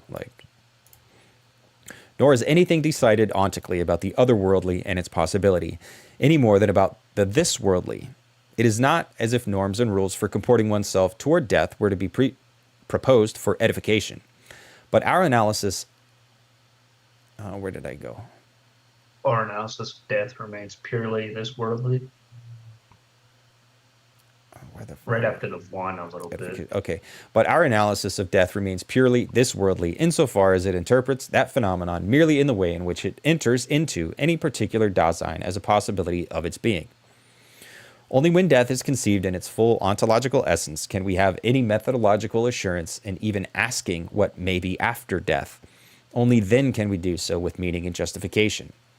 Whether such a question is a possible theoretical question at all will not be decided here. The this-worldly ontological interpretation of death takes precedence over any ontical otherworldly speculation. Again, I love it. He's just like, we're not doing that shit. Yeah, not the place. Yep. Finally, what might be discussed under the topic of a metaphysic of death lies outside the domain of an existential analysis of death. Questions of how and when death came into the world, what meaning it can have and is to have as an evil and affliction in the aggregate of entities. These are questions which necessarily presuppose an understanding not only of the character of being which belongs to death, but of the ontology of the aggregate of entities as a whole, and especially of the ontological clarification of evil and negativity in general. Methodologically, the existential analysis is superordinate to the question of a biology, psychology, theodicy, or theology of death. Taken ontically, the results of the analysis show the peculiar formality and emptiness of any ontological characterization. However, that must not blind us to the rich and complicated structure of the phenomenon. If Dasein in general never becomes accessible as something present at hand, because being possible belongs in its own way to Dasein's kind of being, even less may we expect that we can simply read off the ontological structure of death, if death is indeed a distinctive possibility of Dasein. On the other hand, the analysis cannot keep clinging to an idea of death which has been devised accidentally and at random. We can restrain this arbitrariness only by giving beforehand an ontological characterization of the kind of being in which the end enters into Dasein's average everydayness. To do so, we must fully envisage those structures of everydayness which we have earlier set forth. The fact that in an existential analysis of death, existential possibilities of being toward death are consonant with it is implied by the essence of all ontological investigation. All the more explicitly must the existential definition of concepts be unaccompanied by any existential commitments, especially with relation to death, in which Dasein's character as possibility lets itself be revealed more precisely. The existential problematic aims only at setting forth the ontological structure of Dasein's being towards the end. 50. Preliminary sketch of the existential ontological structure of death.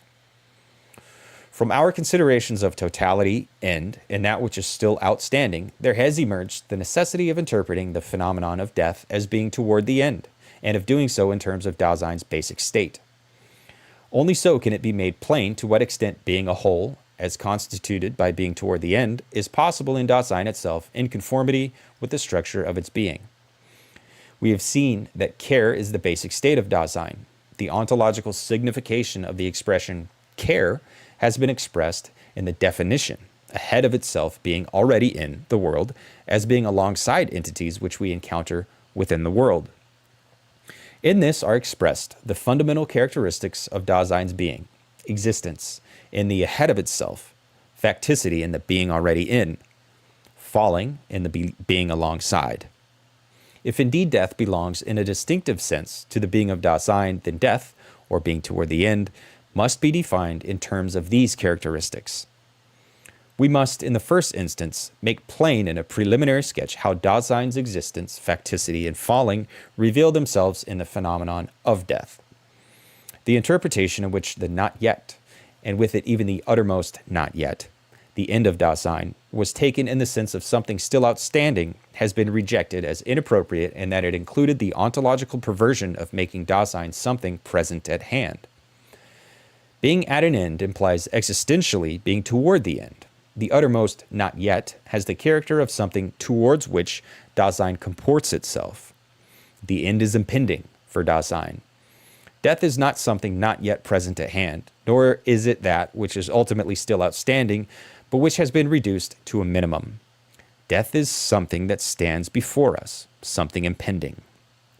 However, there is much that can impend for Dasein as being in the world. The character of impendence is not distinctive of death. On the contrary, this interpretation could even lead us to suppose that death must be understood in the sense of some impending event encountered environmentally. For instance, a storm, the remodeling of the house, or the arrival of a friend may be impending. And these are entities which are respectively present at hand, ready to hand, and there with us. The death which impends does not have this kind of being. But there may also be impending for Dasein a journey, for instance, or a disputation with others, or the foregoing of something of a kind which Dasein itself can be, its own possibilities of being, which are based on its being with others. Death is a possibility of being which Dasein itself has to take over in every case. With death, Dasein stands before itself in its own most potentiality for being. This is a possibility in which the issue is nothing less than Dasein's being in the world. Its death is the possibility of no longer being able to be there. If Dasein stands before itself as this possibility, it has been fully assigned to its own most potentiality for being. When it stands before itself in this way, all its relations to any other Dasein have been undone. This ownmost non-relational possibility is at the same time the uttermost one. So I like this. Similarly to anxiety, this impending death tends to individualize us. Mm-hmm. And I like that. I think that's a point that I would like to draw out more. Mm-hmm. I think that's too where some of the argument of the I reading of Heidegger versus the we reading of Heidegger, because he does, but it's like it is an existential factor of us that we have that like angst towards the fact that we're gonna die. Yeah, and it It's seems it seems like it's a condition that that we face rather than something constitutive of us. And it's like, yeah, we face this, and in the facing of it, it tends to individualize. But prior to that, we're not like oh, Jesus Christ, he just said it. The being with others, which are based on its being with others, like this impending death and this anxiety takes us away from this being with others. Mitsein. Because we're so focused on what will happen to me Me. as Yeah. opposed to we. Yeah. No, that's true.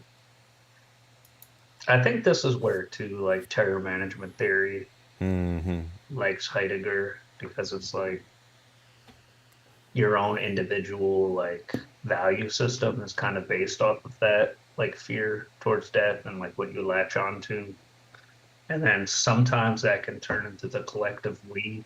Like after 9/11, everybody was like, fuck Afghanistan, Yeah. America's the shit, like all the Freedom music and stuff. fries, Toby Yeah, Keith. yeah. And it's like there was like that 2 second, like, man, I'm gonna die. And then it turns to like, oh, we're gonna die. We're all Americans. I love America. Mm. So it's like a hair away from the I turning to the we too, I think. Or maybe Mm. that's just my own like colored perception of it because I've sat with terror management theory for so long. Because I feel like, yeah, we're annoyed that it's going to happen to us. And that's why, like, global warming and other shit, whether it's true or not, I'm not going to get into it. Probably is. But long story short, though, like, most people don't give a shit because it's not affecting them directly in a way because they're Mm. more like, hey, let me know when that means I don't have to go to work or whatever. Like people make joke like the apocalypse is here. Well, my boss still wants me to work Friday, so it's like it doesn't really matter to them. But if it's like you have cancer, you're probably going to care more about like Mm. death than your neighbor who is 18 years old and is like seat captain of the varsity fucking football team. If that Yeah. makes sense. Yeah. It, I guess in And that's where it response, individualizes us. yeah, in response to that, we lose sight of the being with others, and we do tend to Mhm. focus on like, oh, my particular, like me, what I view as Mhm. me is going to die or get seriously injured or suffer or just be bored. So I'm gonna stop caring about the world around me, and I'm gonna like focus inwardly and blah blah blah blah blah, Mhm. for sure. As potentiality for being, Dasein cannot outstrip the possibility of death. Death is the possibility of the absolute impossibility of Dasein. Thus, death reveals itself as that possibility which is one's own most, which is non-relational, and which is not to be outstripped. As such, death is something distinctively impending. Its existential possibility is based on the fact that Dasein is essentially disclosed to itself, and disclosed indeed as ahead of itself. This item in the structure of care has its own most primordial concretion in being toward death. As a phenomenon, being toward the end becomes plainer as being toward that distinctive possibility of Dasein which we have characterized. This ownmost possibility, however, non-relational and not to be outstripped, is not one which Dasein procures for itself subsequently and occasionally in the course of its being. On the contrary, if Dasein exists, it has already been thrown into this possibility. Dasein does not, proximally and for the most part, have any explicit or even any theoretical knowledge of the fact that it has been delivered over to its death, and that death thus belongs to being in the world. Thrownness into death reveals itself to Dasein in a more primordial and impressive manner in that state of mind which we have called anxiety. Anxiety in the face of death is anxiety in the face of that potentiality for being which is one's own most, non-relational, and not to be outstripped. That in the face of which one has anxiety is being in the world itself. That about which one has this anxiety is simply Dasein's potentiality for being.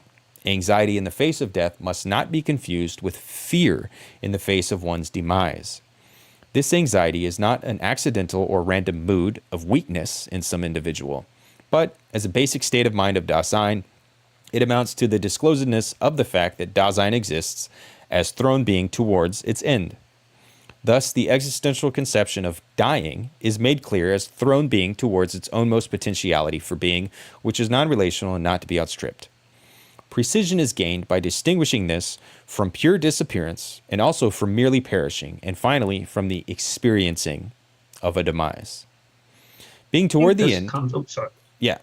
Sorry, I just wanted to say, like, I had a friend who like was telling me he was terrified dying, Mm. but not death.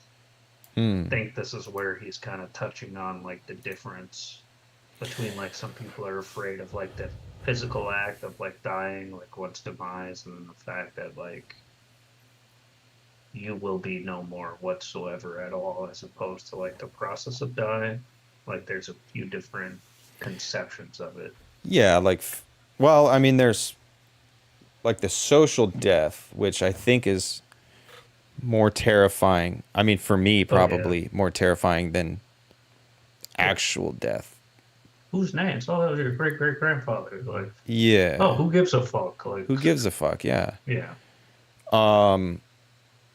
And I think that's probably what most people are afraid of. Cause like I don't know. I mean, maybe not. I mean, there's heaven and hell and all that, and Yeah. I don't really think about that too often No. because it just No, I don't like I'm either. not. Yeah, Yeah. but You're like Heidegger in that instance. Like, I got to figure out my yeah, situationness before that. yeah. I mean, but I guess maybe not the idea of like death, but I mean the idea of like a void is kind of scary. Hmm. Like just nothing. Like thinking about nothing can kind of freak me Yeah. out. Yeah. No, that's like leads to existential crisis. Like, Yeah. I was talking to this girl and I was telling her about a movie I was watching, Through a Glass Darkly. It's a Bergman film. And I was telling her about how, like, about this crazy lady. And I was like, yeah, I like movies about like death and suffering. And she's like, oh, you don't like normal movies? And it's like, because a lot of people don't want to be reminded Yeah. of death. And it like freaks them out because they're like, no, I'm immortal. I'm the main character. Like, that's not going to happen to me. And like most people, when somebody dies, they don't necessarily like, some of them grieve over the person, but if it's like somebody you kind of knew, it just reminds you of the fact, like, oh fuck, he was in his 50s. Yeah, yeah, I'm yeah. 40, like, or I'm 35, like that could be me, and it makes them spiral because it's like they're more worried about Hmm. their own death and being nothing as opposed to like the actual demise. Where I'm sure like the people in Twin Towers, as their people are fucking exploding, probably were like worrying about dying and demise in that instance, as opposed to like the big D Yeah. in the essence. So I just think it's interesting that he's showing the different Yeah. conceptions and how it relates and how this anxiety differs a little bit from like From the angst. from the fear, Yeah. yeah. And it yeah. This this anxiety that's nowhere and thus everywhere, Yes. versus this directed fear that's at a thing that is a discrete thing. Like this demise would be a discrete thing, Hmm. whereas death is this all-encompassing nothingness. Yeah. Got your Edgar Allan Poe goth kids from South Park. That's what I'm picturing when he's writing this. Like, I'm dealing with a lot of anxiety right now. When they're asking Poe for his help, yeah, Yeah, dude. that's what I'm picturing Heidegger writing. Dave better have that on his slide Yeah. if you have any Poe with him. Oh shit. That's but my bad. I didn't mean to throw you off track. I just was like, oh, that's kind of interesting. I missed No, the sound of my voice. No. it definitely is interesting, man. I think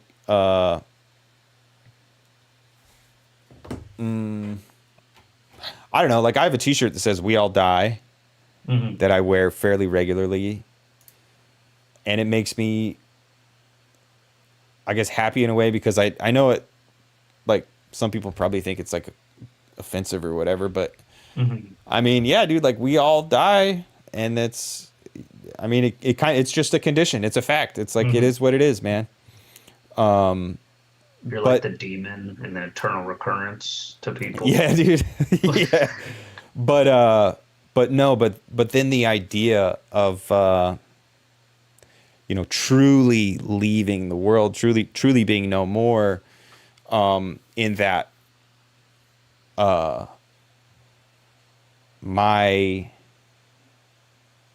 like it's not just me in the world, but it's also like the world around me. And like when I'm no longer a shared reference for anyone in the world, that's more upsetting than thinking about like actually physically, biologically dying. Because we all fucking die. Yeah. You can't escape it, except those billionaires who are like trying to The take blood from like their vampire 18-year-old sons. pedophile. Yeah. Fuck those guys. Yeah. Yeah. But But also it's sign me up, like, dude. I would love to live yeah, forever. no, fuck that. I want a robot body. Yeah. My buddy wants that. He wants to go into the fucking Matrix or whatever. I'm like, you already are. But Yeah, for no, sure, dude. I get that. I had a high school teacher who had a quote about that, and I was like, if you want to be remembered after you die, do something Yeah. worth doing or Yep. write something worth reading. Yep. It's like, in a Hell way, yeah. it's true. We're like Braveheart, that fucking motivational, like every man dies, but not every man lives. Yeah. I think a lot of people get that from Heidegger too. So it's just funny how he's just laying shit plain, and then like human beings just latch on to some of it. And it's like, let me run with this. Jean Paul Sartre's like, ooh, okay, I'll write about being in nothingness now, Yeah. and blah blah blah. And it's like, cool, but you miss some of the point. Yeah. Sorry, but Yeah, he was they're not looking two engaging different ways with anyway. they're not engaging with the whole. Yeah. I'm gonna run to the head again. If you want to keep reading, you can. I'll be right back. I can hear. Cool. Being toward the end does not first arise through some attitude which occasionally emerges, nor does it arise as such an attitude. It belongs essentially to Dasein's thrownness, which reveals itself in a state of mind, mood, in one way or another. The factical knowledge or ignorance which prevails in any Dasein as to its ownmost being towards the end is only the expression of the existential possibility that there are different ways of maintaining oneself in this being. Factically, there are many who, proximally and for the most part, do not know about death. But this must not be passed off as a ground for proving that being toward death does not belong to Dasein universally. It only proves that, proximally and for the most part, Dasein covers up its ownmost being toward death, fleeing in the face of it. Factically, Dasein is dying as long as it exists, but proximally and for the most part, it does so by way of falling. For factical existing is not only generally and without further differentiation a thrown potentiality for being in the world, but it has always likewise been absorbed in the world of its concern. In this falling, being alongside, fleeing from uncanniness announces itself, and this means now a fleeing in the face of one's ownmost being towards death. Existence, facticity, and falling characterize being toward the end, and are therefore constitutive for the existential conception of death. As regards its ontological possibility, dying is grounded in care. But if being toward death belongs primordially and essentially to Dasein's being, then it must also be exhibitable in everydayness, even if proximally in a way which is inauthentic. And if being toward the end should afford the existential possibility of an existential being a whole for Dasein, then this would give phenomenal confirmation for the thesis that care is the ontological term for the totality of Dasein's structural whole. If, however, we are to provide a full phenomenal justification for this principle, a preliminary sketch of the connection between being toward death and care is not sufficient.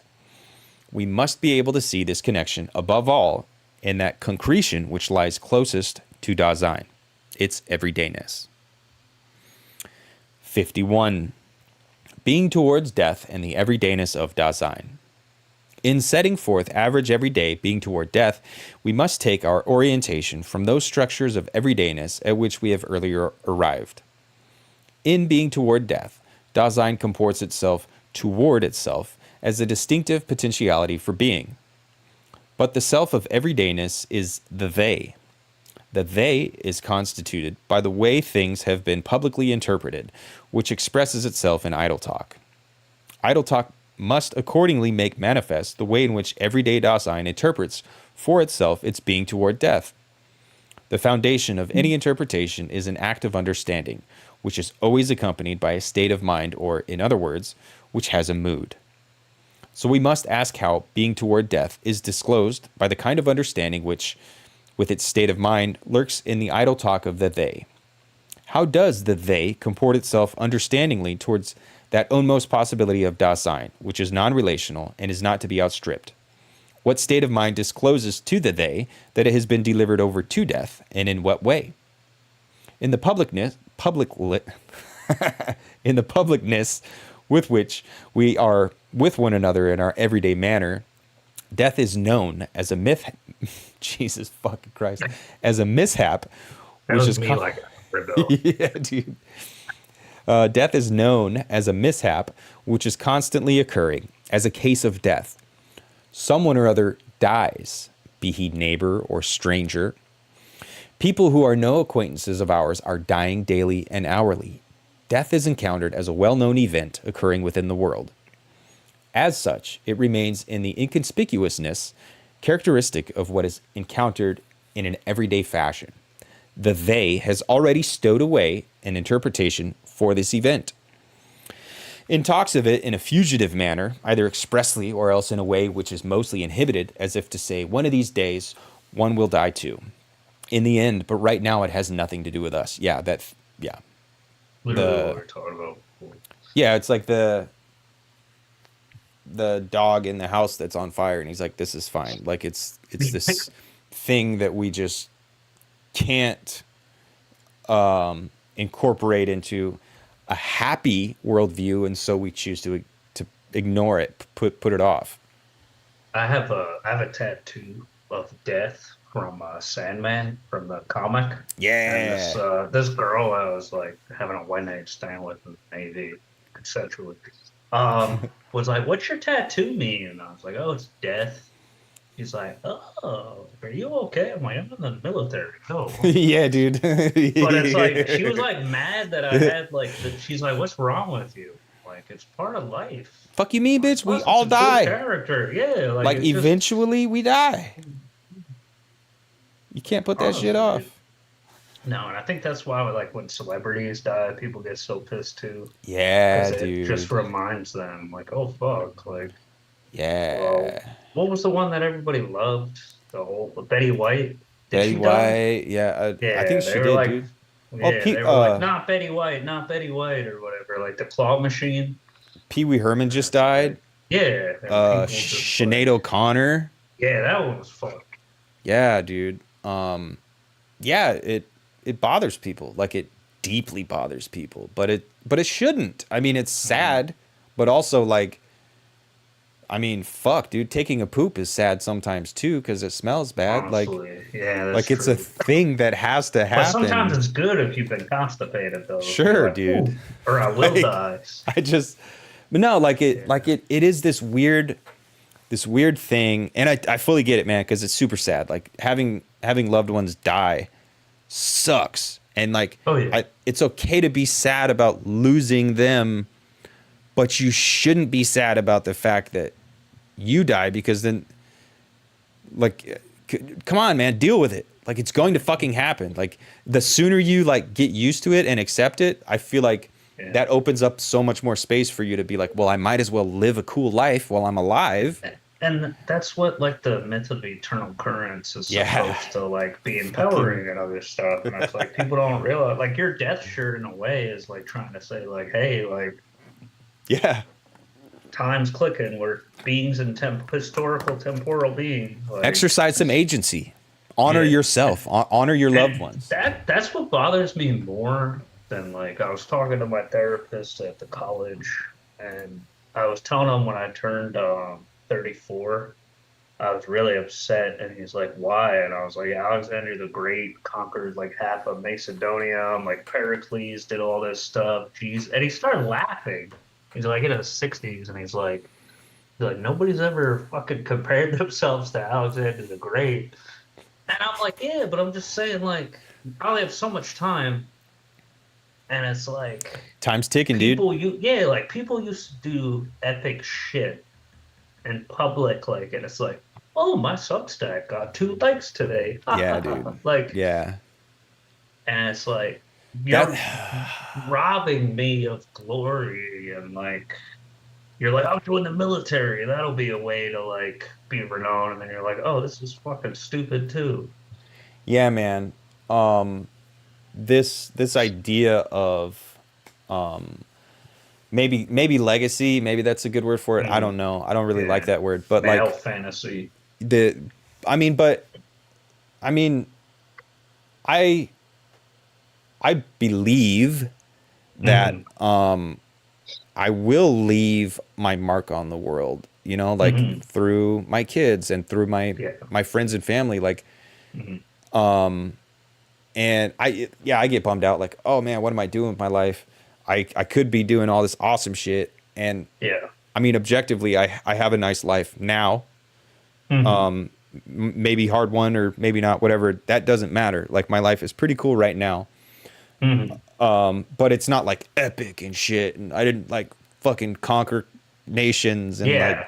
do cool shit, but also like I have done cool shit. Like I've had Yeah. great connections with people, and that like that shit, that's your It's legacy. That meaningful. Yeah. matters. Like you're gonna have like stewards of your being after you leave the Hmm. world. Like there will be these people who take Interacted take with. over for you and pass you on, and you may not even be cognizant of it. Hmm. And I think you can get that from Heidegger. You can definitely get that from Hmm. Arendt. Hmm. And I think that shit is like way better than thinking about like, oh, I want a building with Yeah. my name on it.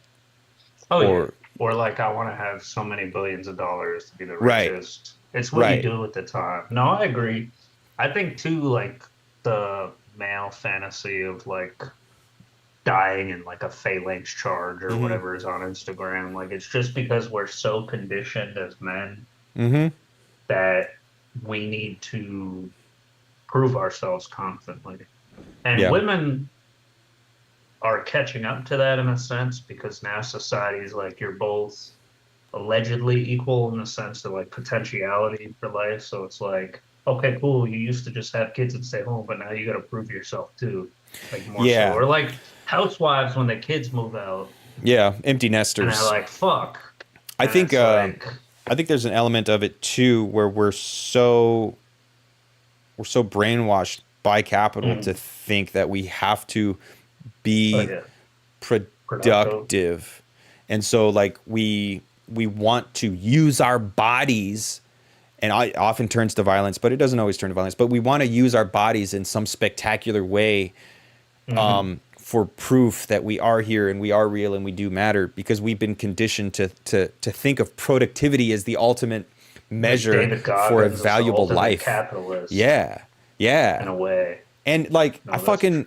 I like watching David Goggins. He gets me Me pumped. too. Me too. But also like, dude, you fucking drank the Kool-Aid, homie.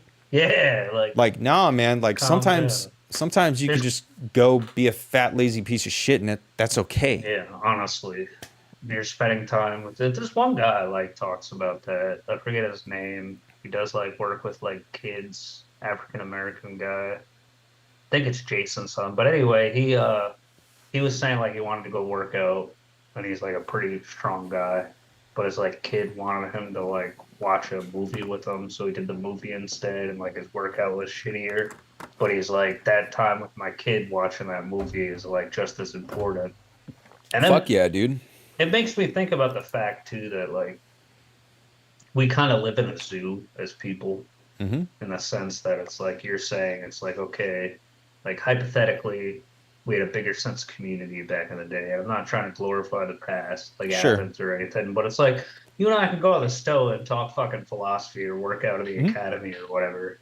And it's like today, it's like the only way men can like bond and show each other affection is like let's go play football so we can slap each other on the ass or go in the weight room so we could have like mildly homoerotic comments because we're Yeah. starving for validation. Yeah. And it's just like, Yeah, man. We turn ourselves into fucked up pretzels, yeah, and yes, it's not good. It's inhuman. Like mm, I don't like to use the word natural. I don't like to use the word good and yeah, evil, but like it is inhuman. yeah. No, I It think that's a is, perfect way to put it. yeah, it's machinic. And it's And turning people into present at hand or non in solicitude in a way. exactly, dude. But yeah, sorry. Analysis of the phrases. The analysis of the phrase "one dies" reveals unambiguously the kind of being which belongs to everyday being towards death. In such a way of talking, death is understood as an indefinite something which, above all, must duly arrive from somewhere or other, but which is proximally not yet present at hand for oneself, and is therefore no threat. The expression "one dies" spreads abroad the opinion that what gets reached, as it were, by death is the they. In Dasein's public way of interpreting, it is said that one dies because everyone else and oneself can talk himself into saying that in no case is it I myself, for this one is the nobody. Dying is leveled off to an occurrence which reaches Dasein, to be sure, but belongs to nobody in particular. If idle talk is always ambiguous, so is this manner of talking about death. Dying, which is essentially mine in such a way that no one can be my representative, is perverted into an event of public occurrence which the they encounters. In the way of talking which we have characterized, death is spoken of as a case which is constantly occurring. Death gets passed off as always something actual. Its character as a possibility gets concealed, and so are the other two items that belong to it, the fact that it is non-relational and that it is not to be outstripped. By such ambiguity, Dasein puts itself into the position of losing itself in the they as regards a distinctive potentiality for being which belongs to Dasein's ownmost self. The they gives its approval and aggravates the temptation to cover up from oneself one's ownmost being towards death. This evasive concealment in the face of death dominates everydayness so stubbornly that, in being with one another, the neighbors often still keep talking the dying person into the belief that he will escape death and soon return to the tranquilized everydayness of the world of his concern. That's the expression that yeah. it. Fuck yeah. Such solicitude is meant to console him.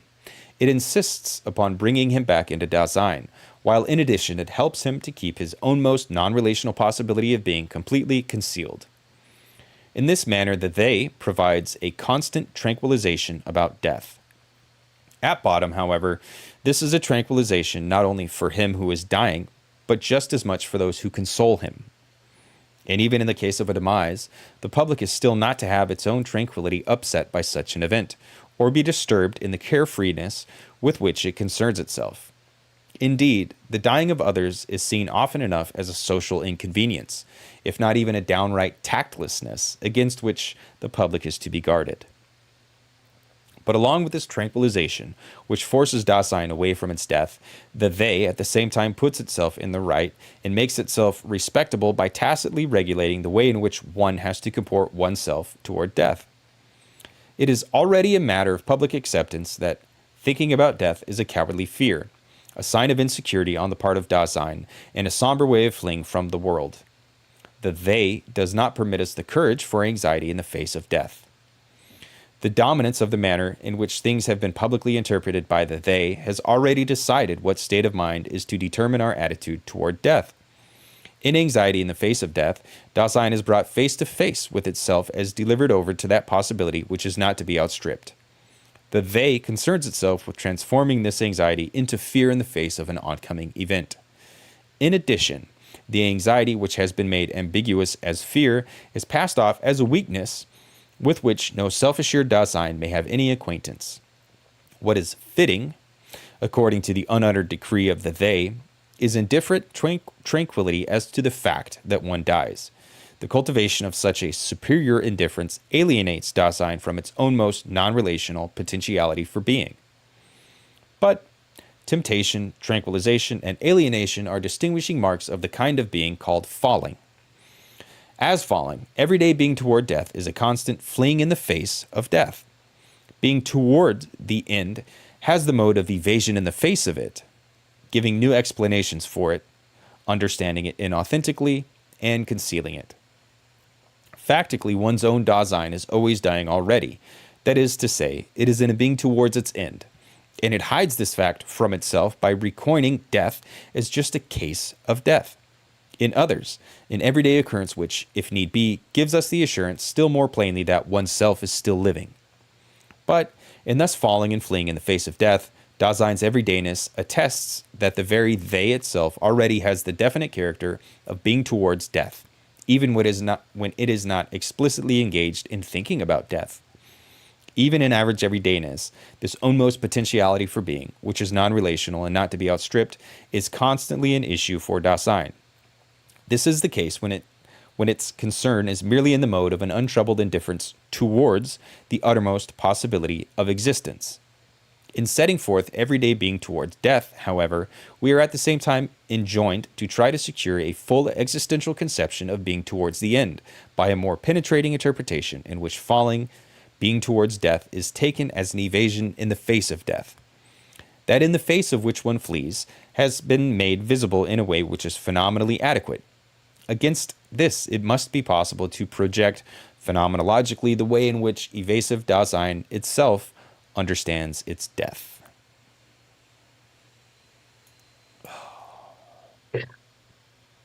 That was a big chapter for or section for terror management theory about the tranquilization nature of it, because that's like the hypothesized existential buffers we have inside us. That's basically like, oh no, not me.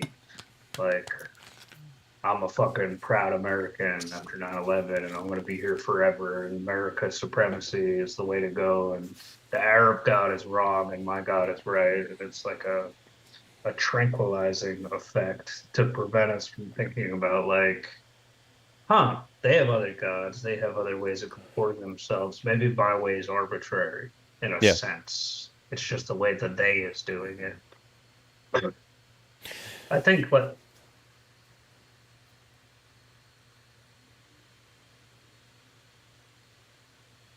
he did a good job on Sheldon Solomon. I'll send it to you on Lex Friedman, where he was talking about, like, I feel like here Heidegger is being a secular Kierkegaard in a way. He makes that argument too. And I know Dave's gonna get mad at me for bringing up Kierkegaard or somebody, but just in the sense that it's like we're gonna talk about like what anxiety truly is when it comes to death, and not just like in the anxiety like, oh no, I gotta go on a date or whatever, but like I'm gonna die. I have to comport myself still. Others are dying in front of me. I can't deal with this every day, so it's not gonna happen to me, it's gonna happen to them. Yeah. It's a general, I mean, it's an inescapable, it's an awareness of the inescapable, and it's uncomfortable. And so we choose to turn from it rather than face it. And I don't know, man. Sometimes I think like, oh, you have to face it because like that's the only way, you know, blah, blah, blah. But then other times I'm like, well, I mean, I guess it doesn't really matter if you face it or if you turn away from it because it's inescapable. Die either way. Yeah. And that goes back to the ripeness, I feel like. Yeah. Like the unripeness. Like, well, either way you're gonna fucking become unripe and you're gonna die. Whether you fucking live fulfilled or not. Yeah. Doesn't matter in the physical sense. Like you have the not yet with you, and that's what's gonna happen. So I do think embracing it opens up space to move beyond and reincorporate that anxiety. Yeah, like to reincorporate it into a sense of self that actually affords you some agency and allows you to do some things in the world. Like, have you met a born again Christian? Like this one girl I was friends with almost died in a car accident, so she became a born again Christian, and like I'm fine with that, but like death shook her so much that she was like, God came down from heaven and like saved me from my injuries, and like had to like talk about God every day. And in my head, I'm like, if you're sure of something, you don't have to constantly like. Rob Persica has a quote like, "You don't run around saying the sun's coming up tomorrow." Like you don't have to shout it from the skies because you know it's going to happen. So I think if we don't confront it, it comes out in other ways, and it'll make our lives like more miserable. So that's where I think like existential psychology comes in, and they're like, at like midlife crises, I think are that are existential crises in the sense that like they haven't come to terms with it, and like me being all morose about like what I didn't accomplish at my age was a form of that. Yeah. And it's because I know I'm gonna die. And it's like if I had a more secure relationship with it, like those kids in the Golden Compass series, it wouldn't bother me as much. Yeah, and you can actually use it as like an as an impetus. Like you can be like, "Oh, my time is running out." Like Mm-hmm. I don't know, man, like if you go somewhere cool and you're like, Mm-hmm. "Oh, I'm only going to be here for 6 hours. I'm going to maximize these 6 hours and I'm going to do all the Yeah. coolest shit I while I'm mean, here." that doesn't mean smoking fucking heroin like Right. hedonism either. Like, Right. Like I'm going to do the best shit that like to maximize my time. mhm. Yeah, I mean, you do have to come into a relationship with it if you want to get out from under it. Now, Mhm. maybe some other people are concerned about other things. I don't fucking know. Mhm. I mean, clearly, that's why they're making robot bodies and blood transfusion Yeah, therapies and shit. So that and exactly. Ray Kurzweil is fucking trying to do all this dumb bullshit. Like that shit's interesting.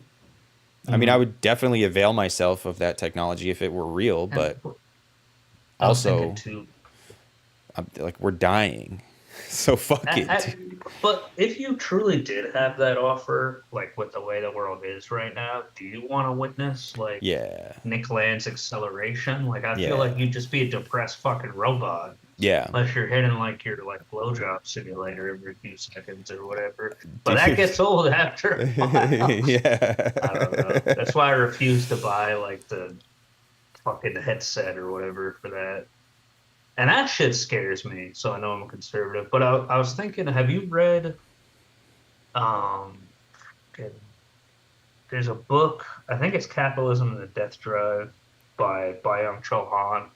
And I keep thinking of that now because it's like hoarding and all things like that. Or Hmm. like, would we have billionaires? I think we still would because like some of them are sociopaths, but and lizard people. But aside from that, like if they confronted death truly, would they be as like let me fucking privatize water, or would they be like, hey, I'm gonna Yeah, die. Those little kids in Africa are gonna die. Let me give them some water yeah. because like that should make me kinder. I think capital hijacks human psychology and like manipulates us, and I think death is just a material condition. And yeah, I think if we could like get around that psychology of Hmm. like collecting and hoarding and Hmm. like capitalism from a lot of people's points of view is just about collecting wealth and Hmm. like building a hoard. And yeah, Hmm. I do Being think the like dragon. yeah, I think if we had if they had a better relationship with the eventuality of death or with the impendingness of death for all of us, like I think it would help us like stop doing this collecting behavior. Like we would just Hmm. like things would be used for what they're used for rather than used as sign value and as Hmm. stores of value and shit like that, because people would realize like real human value Hmm. isn't in objects. Real human value is in events, Relationships, yeah, events. relationships. No, I agree. Yeah, dude, I definitely think well, and I think I mean it's all after the fact. It's all consequential, but it definitely it is suppressed. This talk about death Hmm. is kept out of the mainstream because it doesn't Hmm. benefit capital. Like capital can't monetize death. I mean, it does. Obviously, the funeral industry is fucking crazy. Hmm. But like capital can't monetize like the fact of death. Yeah, And not yet. because it can't, it remains an unacceptable topic of discussion. Hmm. No, that's true.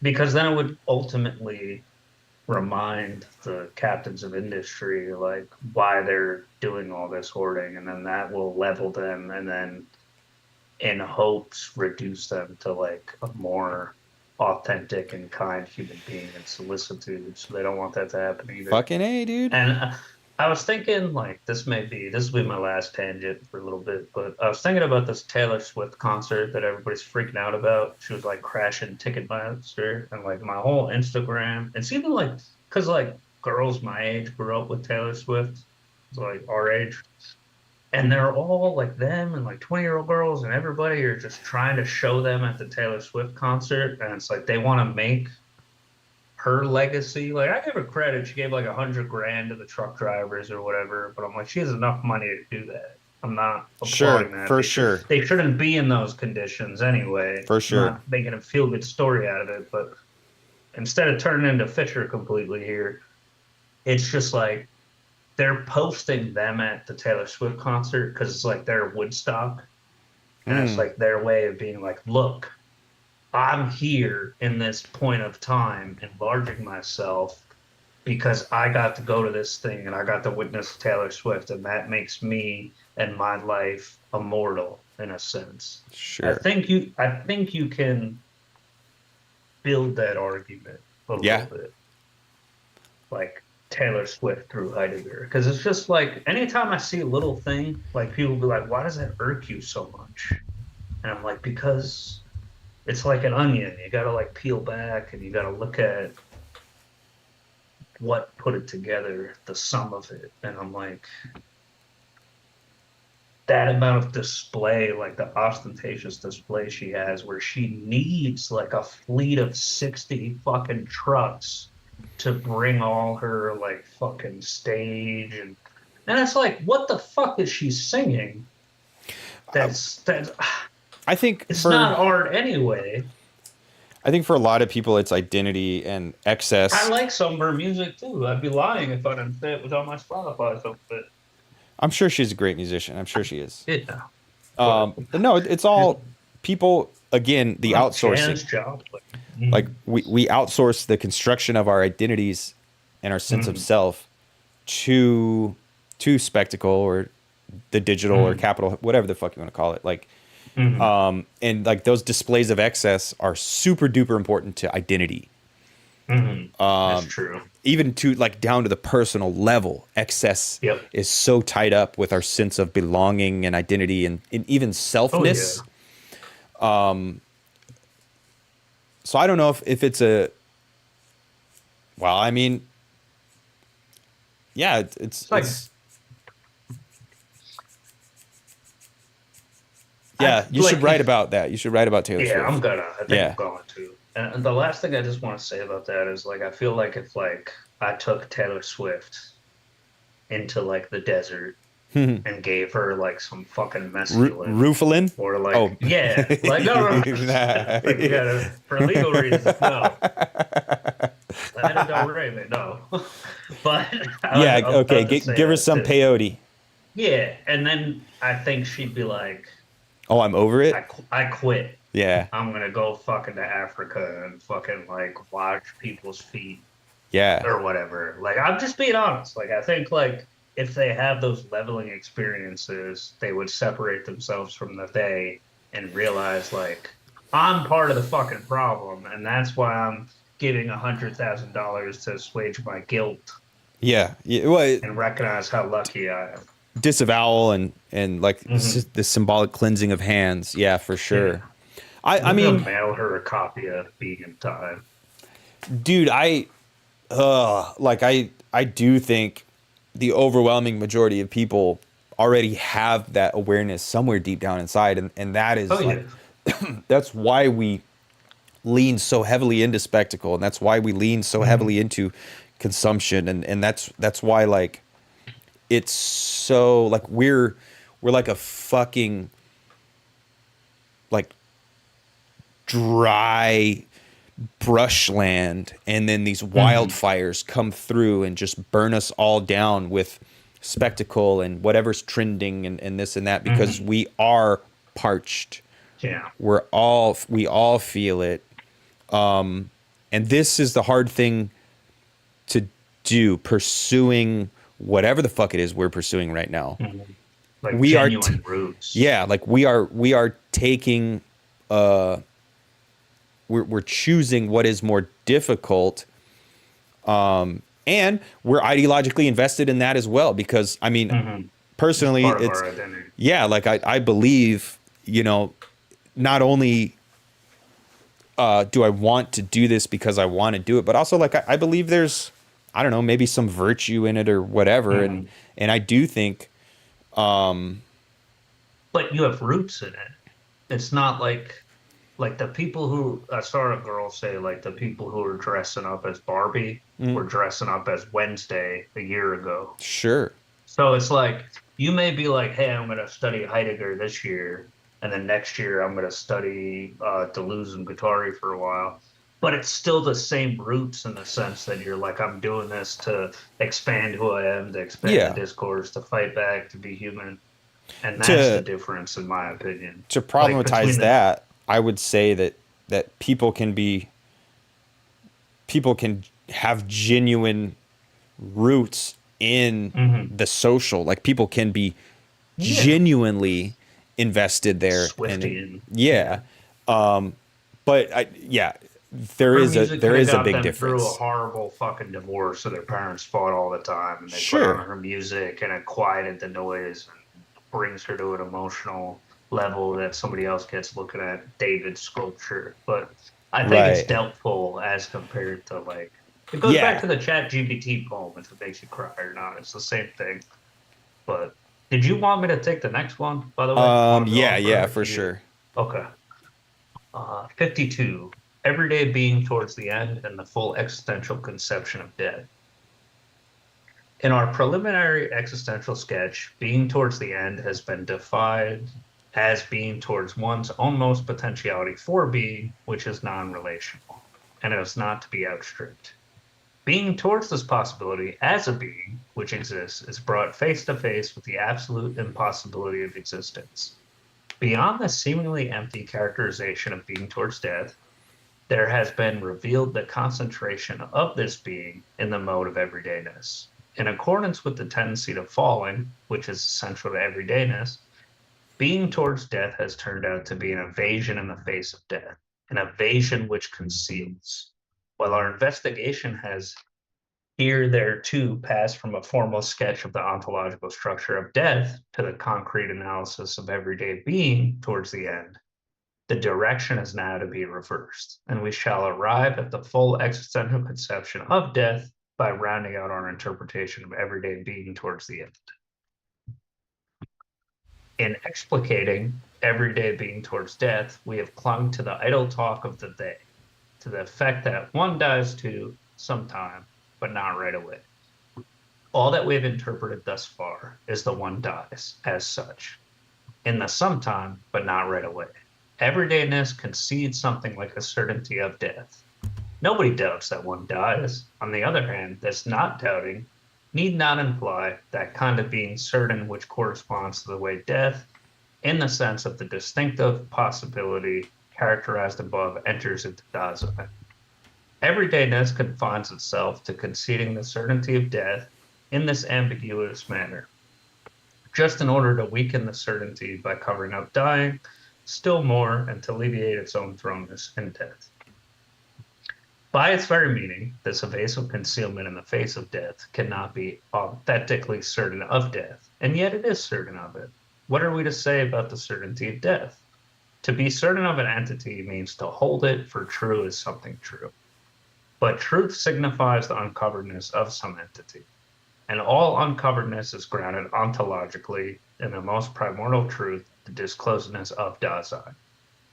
As an entity which is both disclosed and disclosing, and one which uncovers, Dasein is essentially in the truth, but certainly is grounded in the truth, or belongs to it equiprimordially. The expression certainty, like the term truth, has a double signification. Primordially, truth means the same as being disclosive, as a way in which Dasein behaves.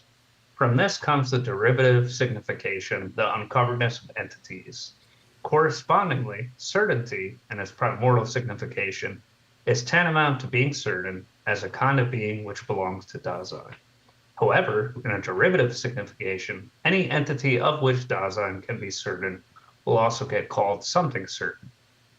One mode of certainty is conviction. In conviction, Dasein lets the testimony of the thing itself, which has been uncovered, the true thing itself, be the sole determinant for its being towards that thing understandingly.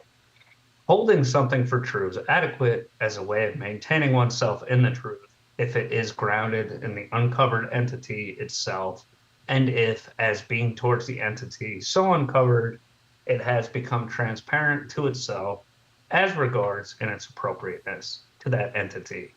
In any arbitrary fiction, or in merely having some view about an entity, this sort of thing is lacking.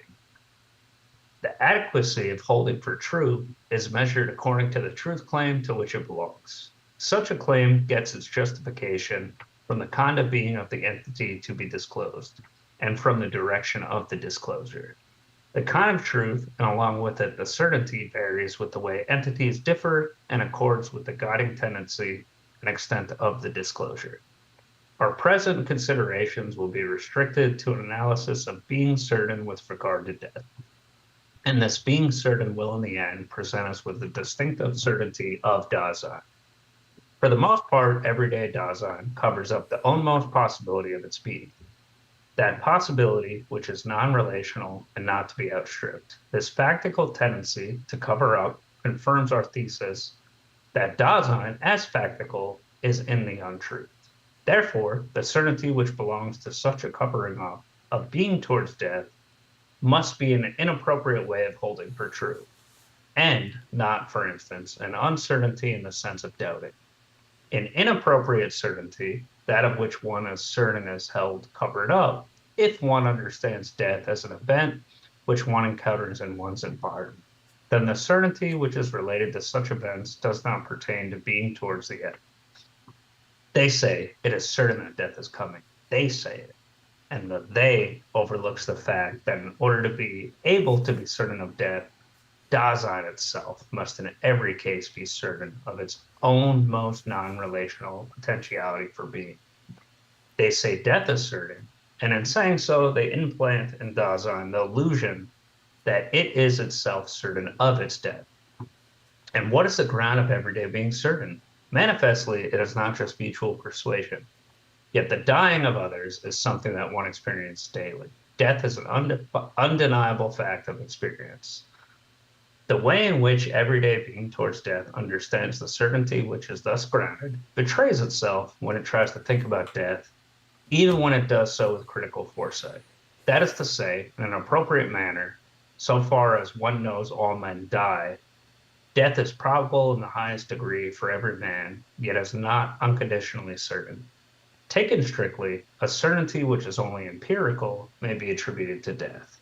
Such certainty necessarily falls short of the highest certainty, the apodictic, which we reach in certain domains of theoretical knowledge. I'm looking up what that word means. Clearly established or beyond dispute. In this critical determination of the certainty of death and of its impedance, what is manifested in the first instance is once again a failure to recognize Dasein's kind of being and the being towards death which belongs to Dasein. A failure that is characteristic of everydayness. The fact that demise is an event which occurs is only empirically certain is in no way decisive as to the certainty of death. Cases of death may be the factical occasion for Dasein's first paying attention to death at all. So long, however, as Dasein remains in the empirical certainty which we have mentioned, death in the way that it is something of which Dasein can by no means become certain. Even though in the publicness of the they, Dasein seems to talk only of this empirical certainty of death. Nevertheless, at bottom, Dasein does not exclusively or primarily stick to those cases of death which merely occur. In evading its death, even everyday being towards the end is indeed certain of its death in another way than it might itself like to have true on purely theoretical considerations. This other way is what everydayness for the most part veils from itself. Everydayness does not dare to let itself become transparent in such a manner. We have already characterized the everyday state of mind, which consists in the air of superiority with regard to the certain fact of death, a superiority which is anxiously concerned but seemingly free from anxiety. In this state of mind, everydayness acknowledges a higher certainty than one which is only empirical. One knows about the certainty of death, and yet is not authentically certain of one's own. The falling everydayness of Dasein is acquainted with death's certainty, and yet evades being certain. But in the light of what it invades, this very evasion attests phenomenally that death must be conceived as one's own most possibility, non-relational, not to be outstripped, and above all, certain. One says, death certainly comes, but not array. With this but, the they denies that death is certain. Not right away is not a purely negative assertion, but a way in which the they interprets itself. With this interpretation, the they refers itself to that which is proximately accessible to Dasein and amendable to its concern. Everydayness forces its way into the urgency of concern and divests itself of the fetters of a weary, inactive thinking about death. Death is deferred to some time later, and this is done by invoking the so-called general opinion. Thus, the they covers up what is peculiar in death's certainty, that it is possible at any moment. Along with the certainty of death goes the indefiniteness of its when. Every day being towards death evades this indefiniteness by conferring definiteness upon it, but such a procedure cannot signify calculating when the demise is due to arrive.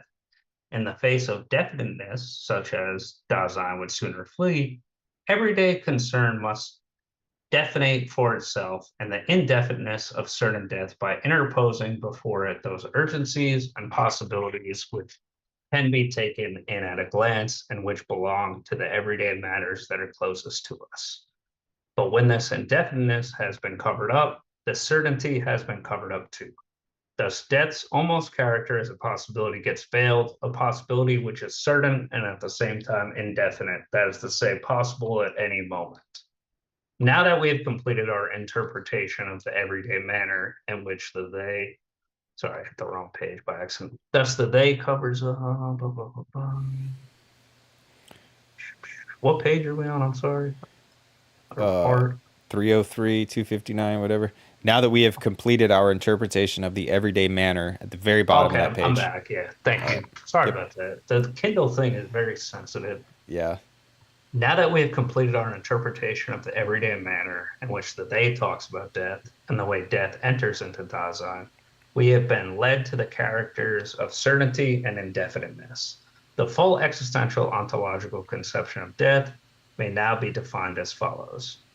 Death as the end of Dasein is Dasein's ownmost possibility, non-relational, certain, and as such indefinite, not to be outstripped. Death is as Dasein's end in the being of this entity towards its end. Defining the existential structure of being towards the end helps us to work out a kind of being of Dasein in which Dasein as Dasein can be a whole.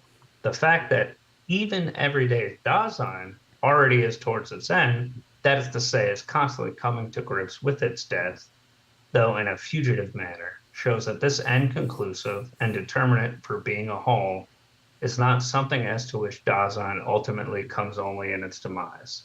In Dasein, as being towards its death, its own uttermost not yet has already been included, that not yet which all others lie ahead of. So if one is given an ontologically inappropriate interpretation of Dasein's not yet as something still outstanding, any formal inference from this to Dasein's lack of totality will not be correct. The phenomenon of the not yet has been taken over from the ahead of itself. No more than the care structure in general can it serve as a higher court which would rule against the possibility of an existent being a whole. Indeed, this ahead of itself is what first of all makes such a being towards the end possible. The problem of the possible being a whole of that entity, which each of us is a correct one if care, as Dasein's basic state, is connected with death. the uttermost possibility for that entity. Meanwhile, it remains questionable whether this problem has been as yet adequately worked out. Being towards death is grounded in care. Dasein, as throne being in the world, has in every case already been delivered over to its death. In being towards its death, Dasein is dying factically and indeed constantly as long as it has not yet come to its demise. When we say that Dasein is factically dying, we are saying at the same time that in its being towards death, Dasein has always decided itself in one way or another. Our everyday falling evasion in the face of death is an inauthentic being towards death. But inauthenticity is based on the possibility of authenticity. Inauthenticity characterizes a kind of being into which Dasein can divert itself, and has for the most part always diverted itself. But Dasein does not necessarily and constantly have to divert itself into this kind of being. Because Dasein exists, it determines its own character as the kind of entity it is, and it does so in every case in terms of possibility, which it itself is and which it understands. Can Dasein also understand authentically its own most possibility, which is non-relational, and not to be outstripped, which is certain and as such indefinite? That is, can Dasein maintain itself as an authentic being towards its end? As long as this authentic being towards death has not been set forth and ontologically defined, there's something essentially lacking in our existential interpretation of being towards the end. Authentic being towards death signifies an existential possibility of Dasein. This optical potentiality for being must in turn be ontologically possible. What are the existential conditions of this possibility? How are they themselves to become accessible? Did you have anything you wanted to comment on that, or?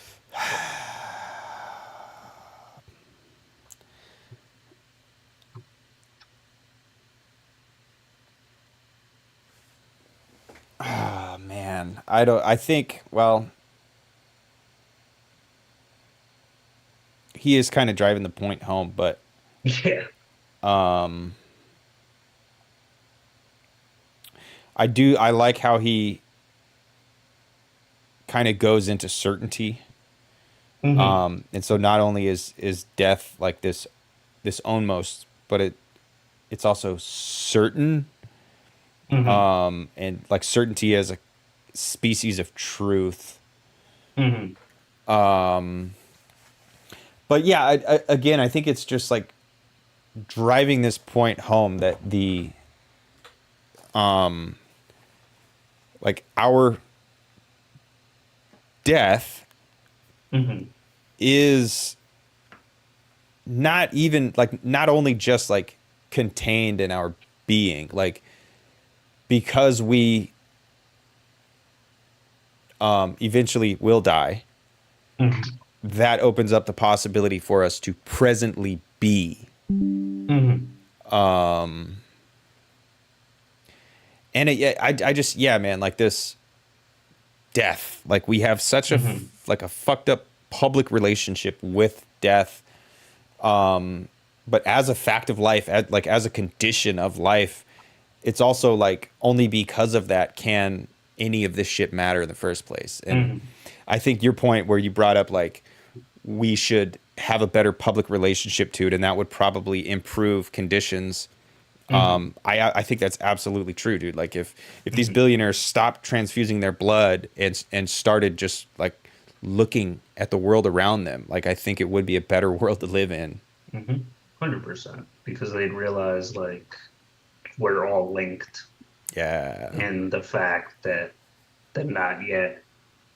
It goes back to like the people who are like bad happens so you can know what good is, kind of like duality in a sense. So it's like, I'm not saying it's that necessarily, but just like no, that's a good to be good, or not to be.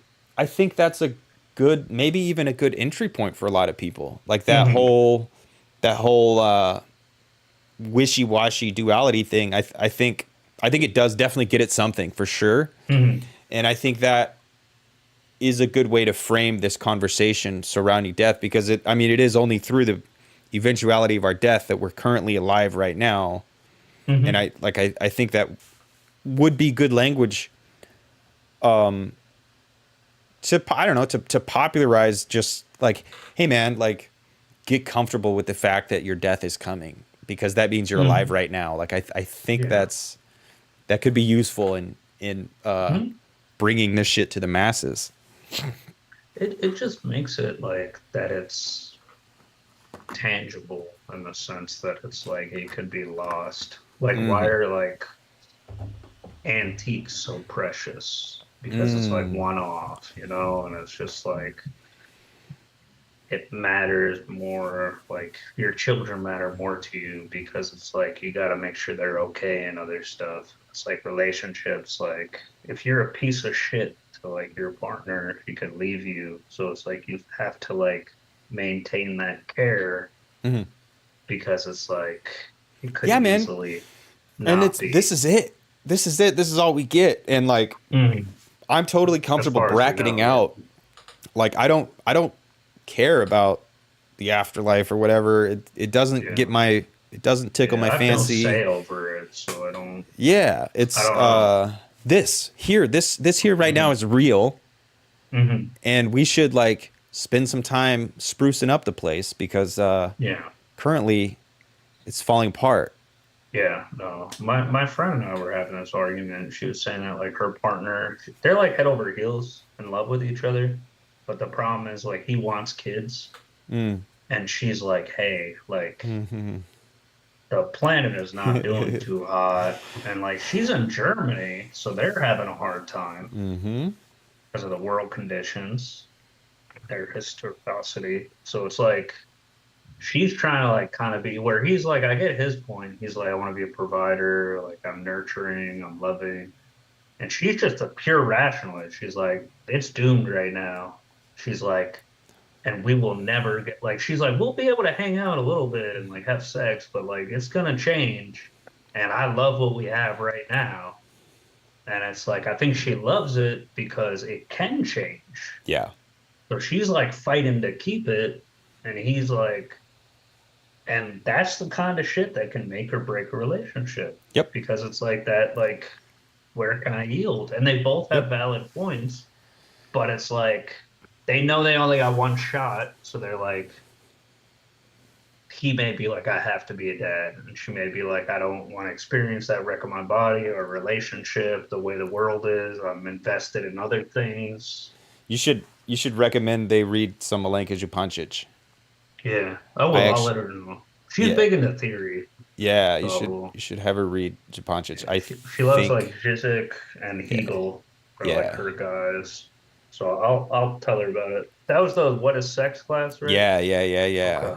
I think that book specifically has a lot that can kind of help people navigate those types of situations that come up in their relationships. Yeah. Okay. Yeah. No, and you should also tell her she's right. We're fucked. We're doomed. Yeah. No, she is. She sent me like a thing about what's going on in Maui right now or whatever. Yeah, dude. 36 people burned to death.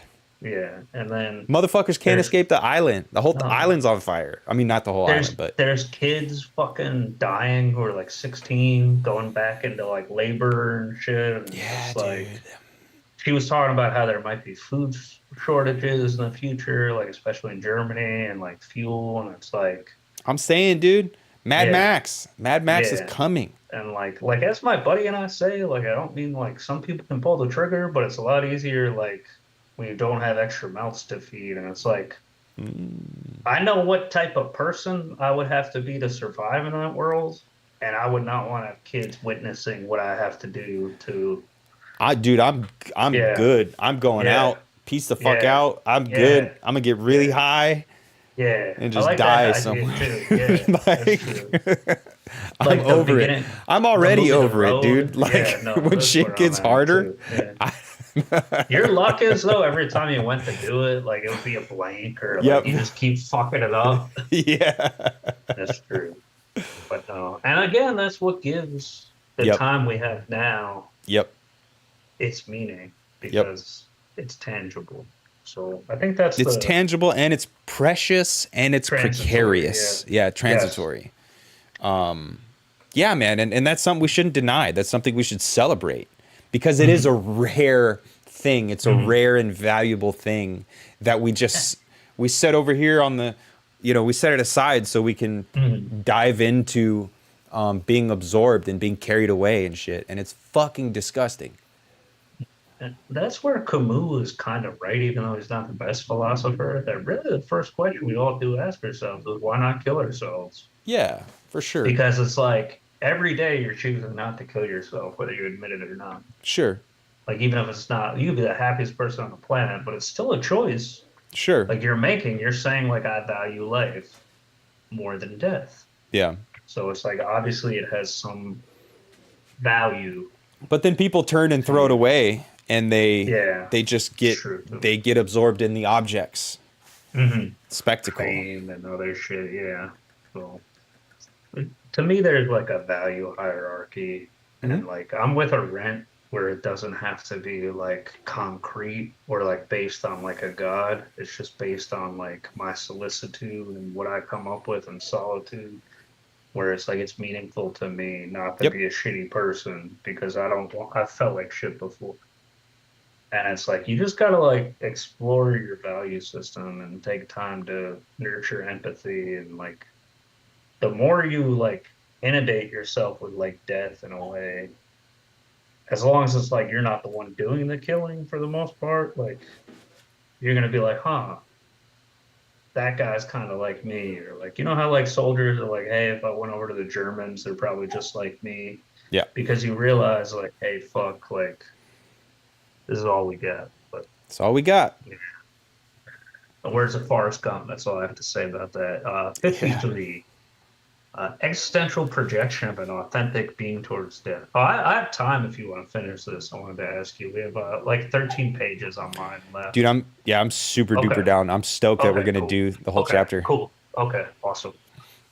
Tactically, Dasein maintains itself proximately and for the most part in an inauthentic being towards death. How is the ontological possibility of an authentic being towards death to be characterized? Objectively, if in the end Dasein never comports itself authentically towards its end, or if in accordance with its very meaning, this authentic being must remain hidden from the others. Is it not a fanciful undertaking to project the existential possibility of so questionable an existential potentiality for being? What is needed if such a projection is to go beyond a merely fictitious arbitrary construction? Does Dasein itself give us any instructions for carrying itself out? And can any grounds for its phenomenal legitimacy be taken from Dasein itself? Can our analysis of Dasein up to this point give us any prescriptions for the ontological task we have now set ourselves so that what we have before us may be kept on a road of which we can be sure? The existential conception of death has been established, and therewith we have also established what it is that an authentic being towards the end should be able to comport itself towards. We have also characterized an authentic being towards death, and thus we have prescribed in a negative way how it is possible for authentic being towards death not to be. It is with these positive and prohibitive instructions that the existential edifice of an authentic being towards death must let itself be rejected. Dasein is constituted by disclosedness, that is, by an undertaking with a state of mind. Authentic being towards death cannot evade its own most non relational possibility, or cover up this possibility by thus fleeing from it, or give a new explanation for it to accord with the common sense of the day. In our existential projection of an authentic being towards death, therefore, we must set forth those items in such a being which are constitutive for it as an understanding of death, and as such, an understanding in the sense of being towards this possibility without either fleeing or covering it up. In the first instance, we must characterize being towards death as a being towards a possibility. Indeed, towards a distinctive possibility of Dasein itself. Being towards a possibility, that is to say, towards something possible, may signify being out for something possible. as in concerning ourselves with its actualization. Such possibilities are constantly encountered in the field of what is ready to hand and present at hand, what is attainable, controllable, practicable, and the like. In concernfully being out for something possible, there's a tendency to annihilate the possibility of the possible by making it available to us. But the concernful actualization of equipment, which is ready to hand, as in producing it, getting it ready, readjusting it, and so on, is always merely relative, since even that which has been actualized is still characterized in terms of some involvements. Indeed, this is precisely what characterizes its being. Even though actualized, it remains as actual something possible for doing something. It is characterized by an in order to. What our analysis is to make plain is simply how being out for something concernfully comports itself towards the possible. It does not so by theoretical, thematical considerations of the possible as possible, and by having regard for its possibility as such, but rather by looking circumspectively away from the possible and looking at that for which it is possible. Manifestly, being towards death, which is now in question, cannot have the character of concernfully being out to get itself actualized. For one thing, death as possible is not something possible which is ready to hand or present at hand, but a possibility of Dasein's being. So to concern oneself with actualizing what is thus possible would have to signify bringing about one's demise. But if this were done, Dasein would deprive itself of the very ground for existing being towards death. Thus, if by being towards death we do not have in view an actualizing of death, neither can we mean dwelling upon the end and its possibility. This is the way one comports itself when one thinks about death, pondering over when and how this possibility may perhaps be actualized. Of course, such brooding over death does not fully take away from its character as a possibility. Indeed, it always gets brooded over as something that is coming, but in such brooding, we weaken it by calculating how we are to have it at our disposal as something possible. It is to show as little as possible of its possibility. On the other hand, if being towards death has to disclose understandingly the possibility which we have characterized, and if it is disclose it as a possibility, then in such being towards death, this possibility must not be weakened. It must be understood as a possibility. It must be cultivated as a possibility. And we must put up with it as a possibility in the way we comport ourselves towards it. However, Dasein comports itself towards something possible in its possibility by expecting it. Anyone who's intent on something possible may encounter it unimpeded and undiminished in its whether it comes or does not, or whether it comes after all. But with this phenomenon of expecting, has not our analysis reached the same kind of being towards the possible to which we have already called attention in our description of being out for something concernfully? To expect something possible is always to understand it and to have it with regard to whether, when, and how it will actually be present at hand. Expecting it is not just an occasional looking away from the possible to its possible actualization, but is essentially a waiting for that actualization. Even in expecting, one leaps away from the possible and gets a foothold in the actual. It is for its actuality that what is expected. By the very nature of expecting, the possible is drawn into the actual, rising out of the actual and returning to it. But being towards this possibility, as being towards death, is so to comport ourselves towards death that in this beginning, and for it, death reveals itself as a possibility. Our terminology for such being towards this possibility is anticipation of this possibility, anticipation. But in some way of behaving, does there not lurk coming close to the possible? And when one is close to the possible, does not its actualization emerge? In this kind of coming close, however, one does not tend towards concernfully making available something actual. But as one comes closer understandingly, the possibility of the possible just becomes greater. The closest closeness which one may have in being towards death as a possibility is as far as possible from anything actual. The more unveiledly this possibly gets understood, the more purely does the understanding penetrate into it as the possibility of the impossibility of any existence at all. Death as possibility gives Dasein nothing to be actualized, nothing which Dasein as actual could itself be. It is the possibility of the impossibility of every way of comporting oneself towards anything, of every way of existing. And the anticipation of this possibility becomes greater and greater. That is to say, the possibility reveals itself to be such that it knows no measure at all, no more or less, but signifies the possibility of the measureless impossibility of existence.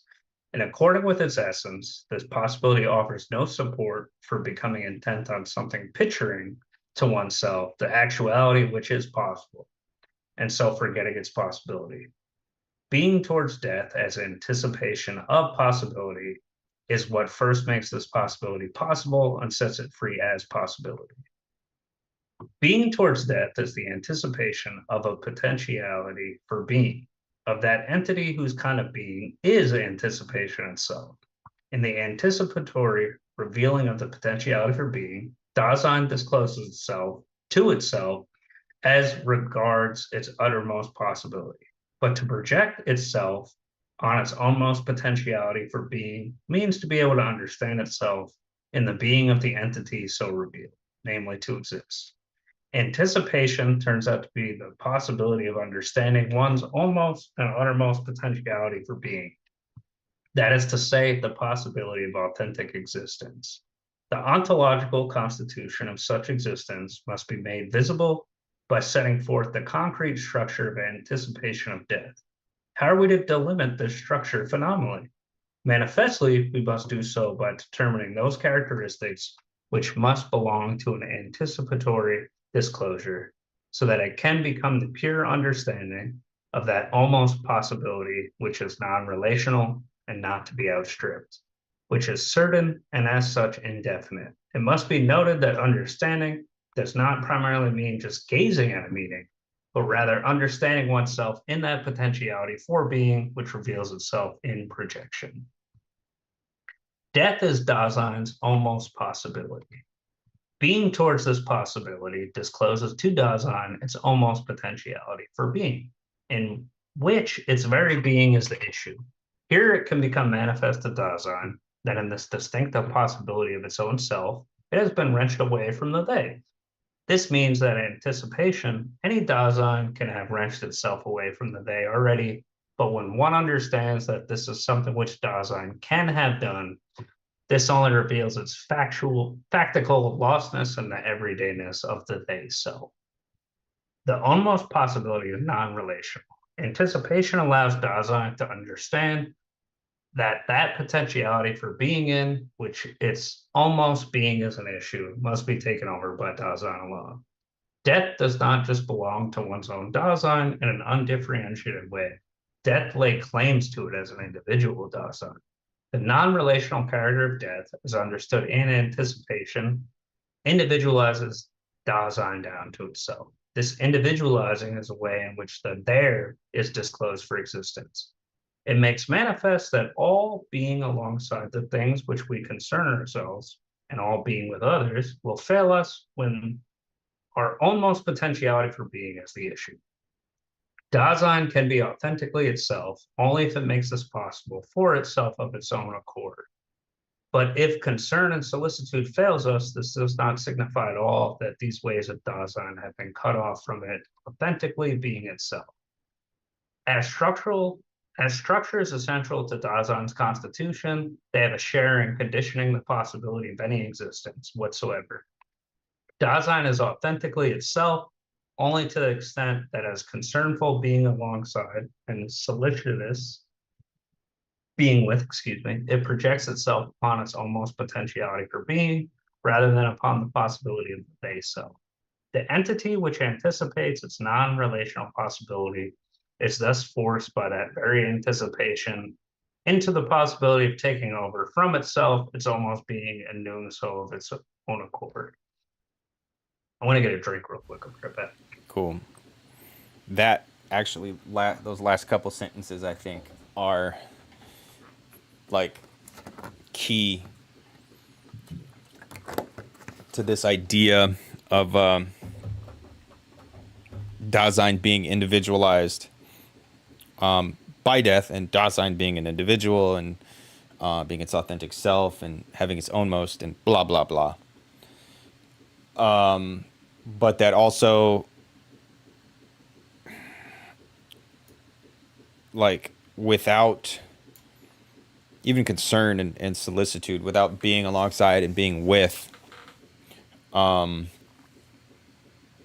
already not Dasein in the first place. So, I mean, it just comes back to the tension, I guess, between the individualism and the collectivity. And I think, to me, I think it makes sense that it is like a dialectical thing, but I think people read into it whatever they want, if they want this individualism or if they want this collectivism. Yeah, And I don't think it's an either or. Yeah. I don't think it's an either or. I think it's a dialectical, like, no, it's I a, agree with that. it's the thing that cannot be separated. Mm-hmm. So linked. Yeah. So that is a relation. Yes. No, yeah. I agree with that. Because its death does individualize, but we're all Dasein in the aspect that it's part of something we're going to have to go through alone. Yep. In our own way, and we have that potentiality. So no, I agree. And I think that's where people just love that, like, you're either with me or against me. So it's like it's either I or they or this, and it's like shit's not black and white. Right. That's literally what this is saying. So Yeah. no, I think you were on it. I agree. The almost non-relational possibility is not to be outstripped.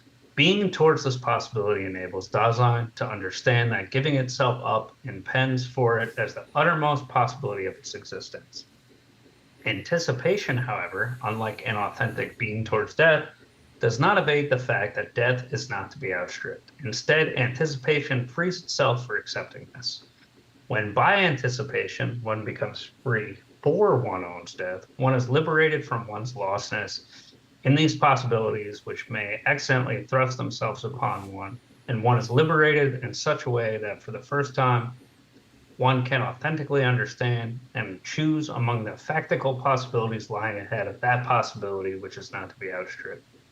Anticipation discloses to existence that its uttermost possibility lies in giving itself up, and thus it shatters all one's tenaciousness, good word, to whatever existence one has reached. Anticipation, Dasein, guards itself against falling back behind itself, or behind the potentiality for being which it has understood.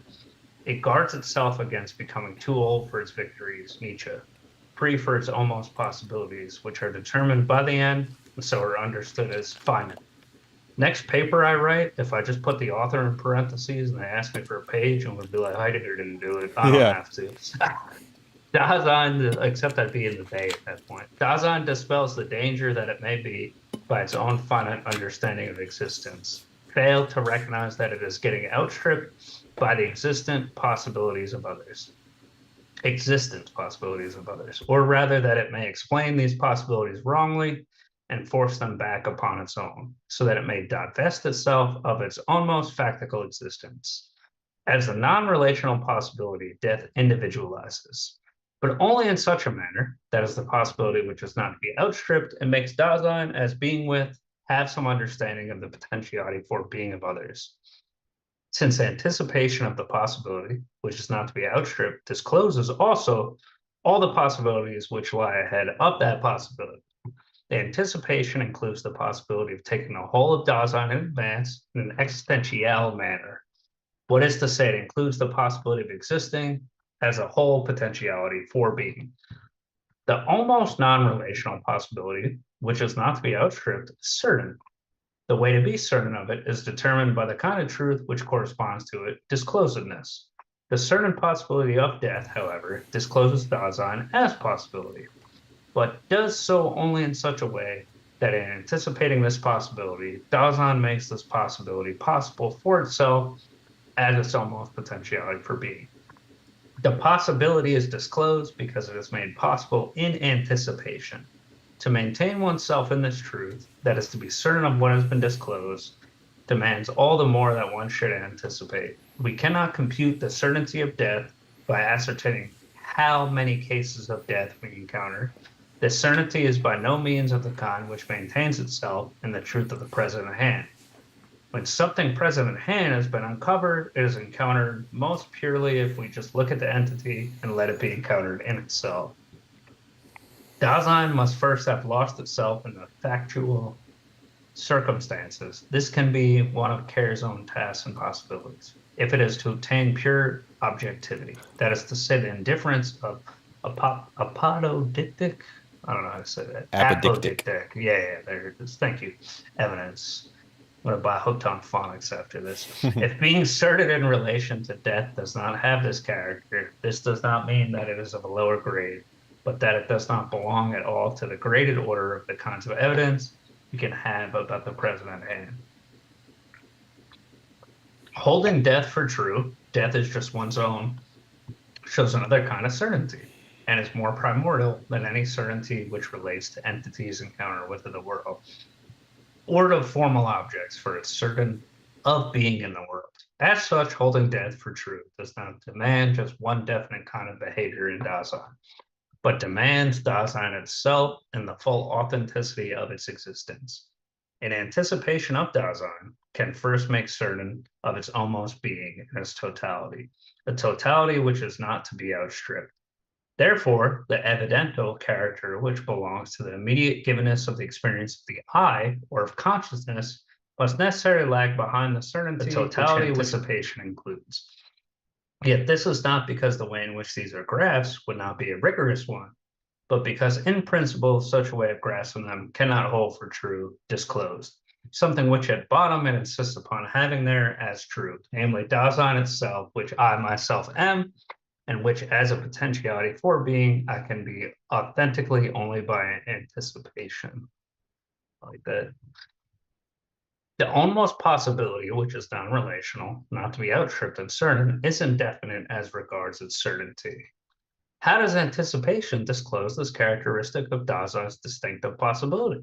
How does the anticipatory understanding project itself upon a potentiality for being, which is certain and which is constantly possible in such a way that the when in which the utter impossibility of existence becomes possible remains constantly indefinite?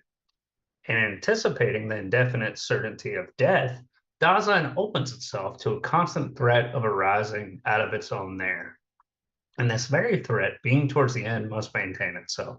So little can it tone this down that it must rather cultivate the indefiniteness of the certainty. How is it existentially possible for this constant threat to be generally disclosed? All understanding is accompanied by a state of mind.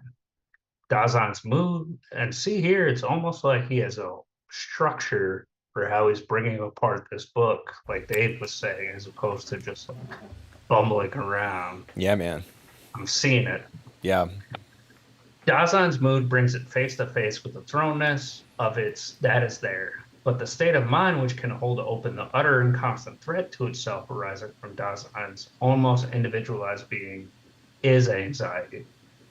In this state of mind, Dasein finds itself face to face with the nothing of the possible impossibility of its existence. Anxiety is anxious about the potentiality of for being of the entity so destined.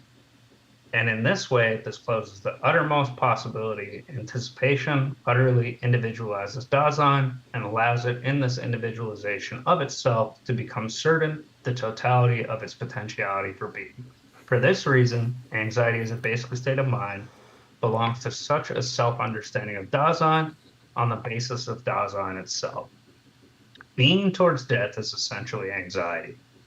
This is attested unmistakably, though only indirectly, by being towards death, as we have described it, when it perverts anxiety into cowardly fear, and is cementing this fear only makes known its own cowardliness in the face of anxiety. We may now summarize our characterization of authentic being towards death as we have projected it existentially. Anticipation reveals to Dasein its lostness in the they self and brings it face to face with the possibility of being itself, primarily unsupported by concernful solicitude, but of being itself rather than an impassioned freedom towards death. And that's in bold. A freedom which has been released from the illusions of the they, and which is factical, certain of itself, and anxious. All the relationships which belong to being towards death, up to the full content of Dasein's uttermost possibility, as we've characterized it, constitute an anticipation which they combine in revealing, unfolding, and holding fast, as that which makes the possibility possible. The existential projection in which anticipation has been delimited has made visible the ontological possibility of an existential being towards death, which is authentic. Therewith, however, the possibility of Dasein having an authentic potentiality for being a whole emerges, but only as an ontological possibility. In our existential projection of anticipation, we have, of course, clung to those structures of Dasein which we have arrived at earlier, and we have, as it were, let Dasein itself project itself upon this possibility without holding up to Dasein, an ideal of existence, with any special content or forcing any such ideal upon it from the outside. Nevertheless, this existential possibility, being towards death, remains from the existential point of view a fantastical exaction. The fact that an authentic potentiality for being a whole is ontologically possible for Dasein signifies nothing so long as the corresponding optical potentiality for being has not been demonstrated in itself. Does Dasein ever factically throw itself into such a being towards death? Does Dasein demand, even by reason of its almost being, an authentic potentiality for being determined by anticipation? Before answering these questions, we must investigate whether, to any extent and in any way, Dasein gives testimony for its almost potentiality for being, as to a possible authenticity of its existence, so that it not only makes known that in an existential manner such authenticity is possible, but demands this of itself. The question of Dasein's authentic being a whole and of its existential constitution still hangs in midair. It can be put on a phenomenal basis, which will stand the test only if we can cling to a possible authenticity of its being, which is attested by Dasein itself. If we succeed in uncovering the attestation phenomenologically together with what it attests, then the problem will arise anew as to whether the anticipation of death, which we have here thereto projected only in its ontological possibility, has an essential connection with that authentic potentiality for being, has been attested. Bum, bum, bum. Fuck yeah, dude. I feel like the last few pages, he just was taking the kid gloves off and was just like laying it out like, you have to fucking confront this if you want to like truly be an authentic Dasein, like your authentic self. Yeah. Almost like an ethical, like. Yeah, it does get kind of gnarly.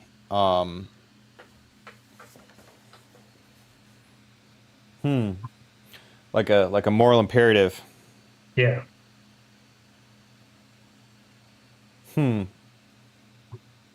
I feel like he threw a lot in this verse. I don't know why people don't like Division 2.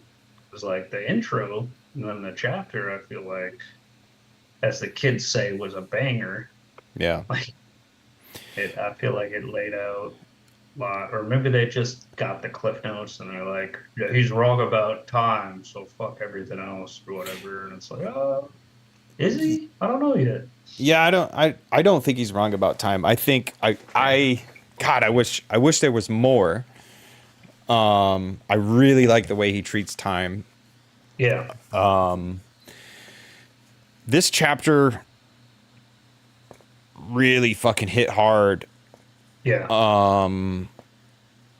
I think I don't know. Like I think we're all maybe in some way at least morbidly fascinated with the idea of death.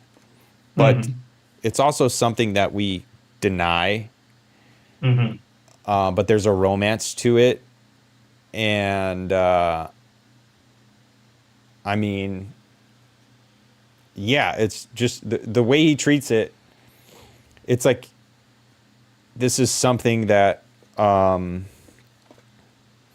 it's a filter that we all have to pass through in some way, but it's also something that, like, when you really do kind of come to terms with it, when you really do accept it as a condition of life, then I think it like maximizes your ability to. We took all that we get from Division 1 about, we're always already there, and we exist in this referential totality, and it's constitutive, and state of mind, and the they self, and like all this shit, and then you take it here with death, and it's chapter 1 of Division 2 is like the cherry on top of the cake. Oh, nice. And then it kind of like the rest of Division 2 goes like, I feel like this first chapter doesn't necessarily fit right into Division 2. Okay. Like I feel more like it's like a capstone on Division 1.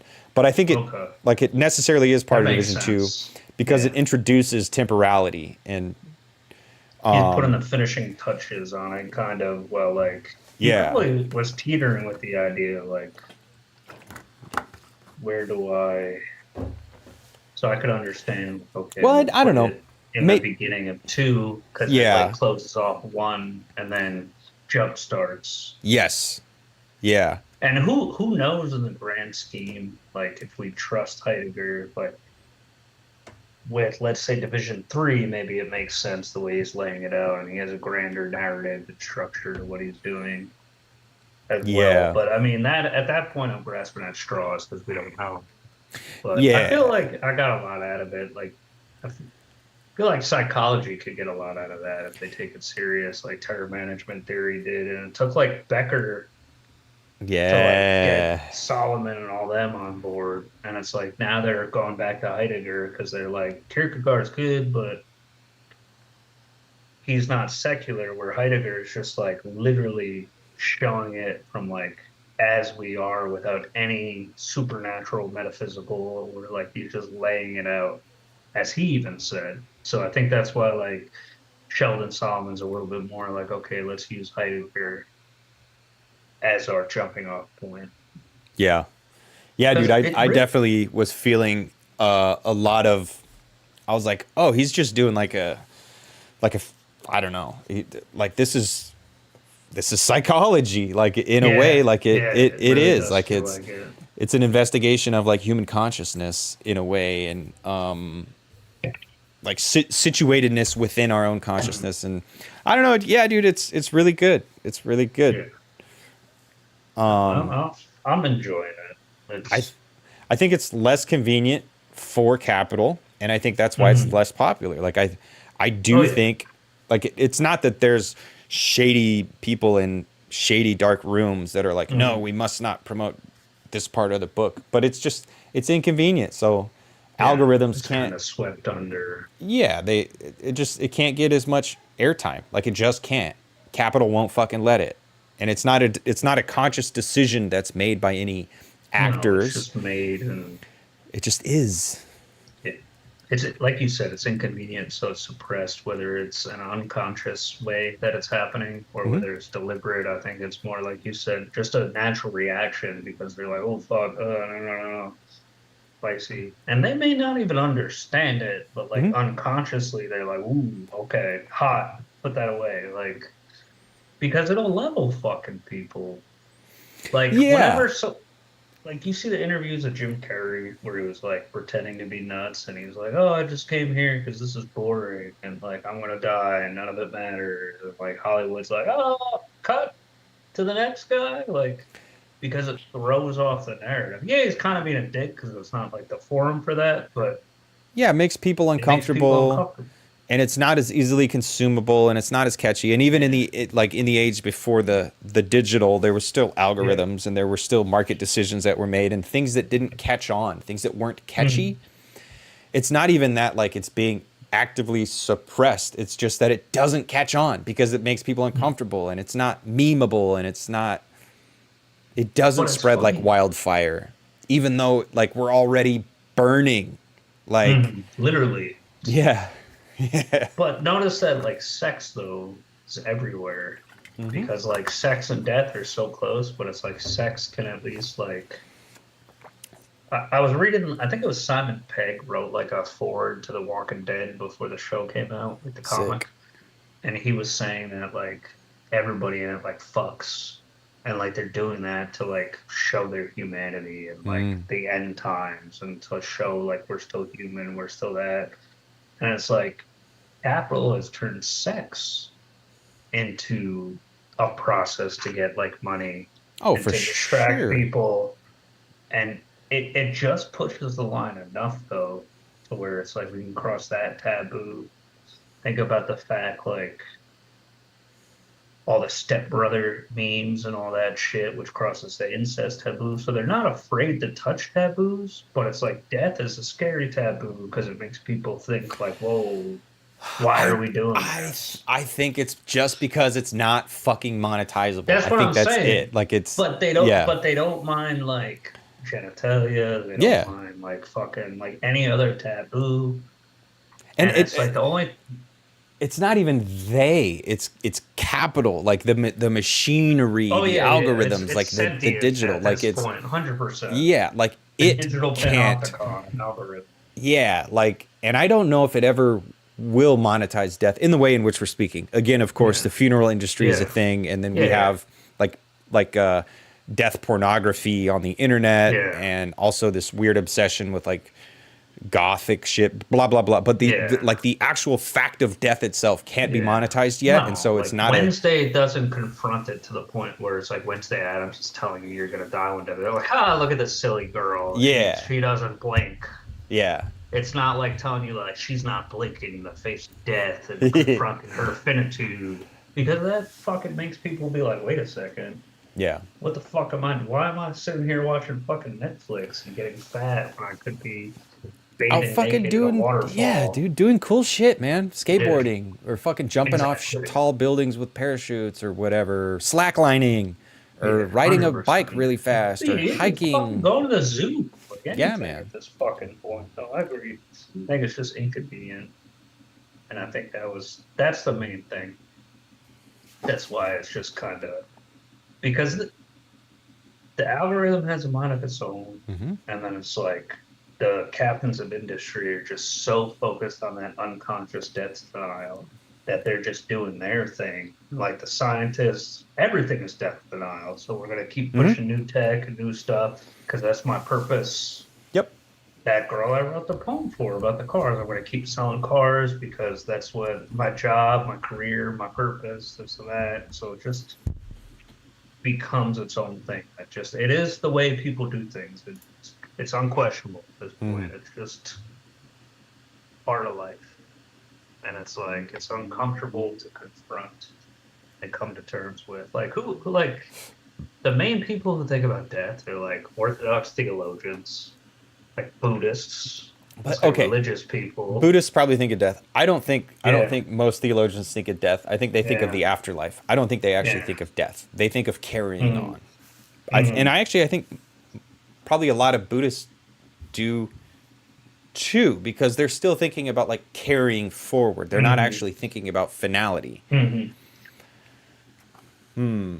But I Yeah, guess they're I could thinking of see that death. argument. I just mean thinking about it and like you see the Orthodox theologian like drinking out of the skull cup Hmm. to be like I'm finite, but again, yeah, it's okay. I'm doing it to remind me that like God's kingdom is the eternal truth. So I get that there's extra steps, but I mean that says something in itself that people can't because it's like Yeah, they can't.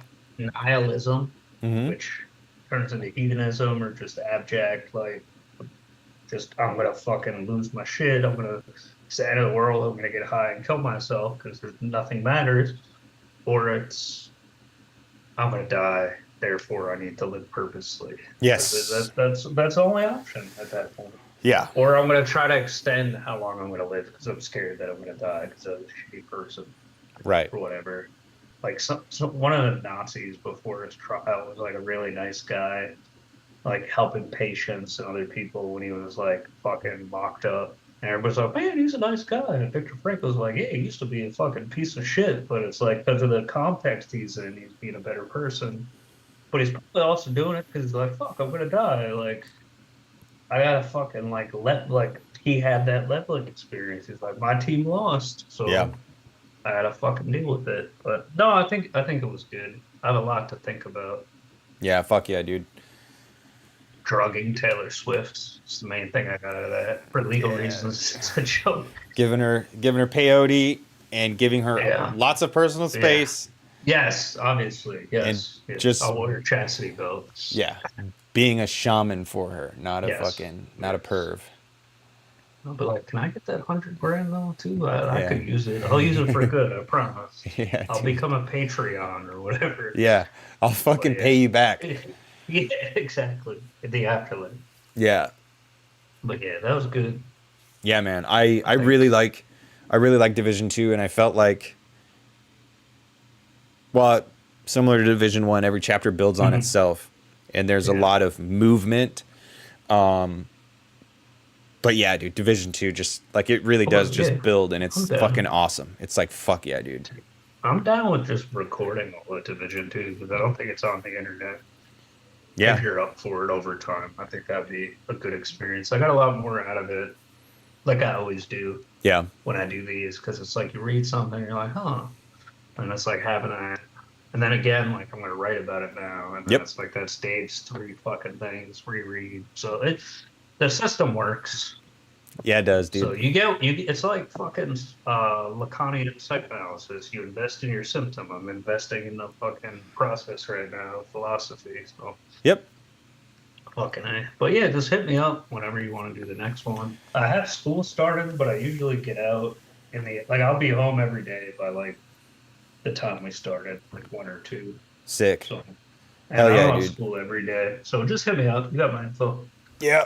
We Hell figure it yeah, out. man. Sounds good, man. I want to go get some food. I'm gonna go eat a taco. Oh, nice. Hell yeah. Enjoy. Hell yeah, man. I'll see you soon, later. dude. Take care, man. Peace out, man. Bye-bye. Late.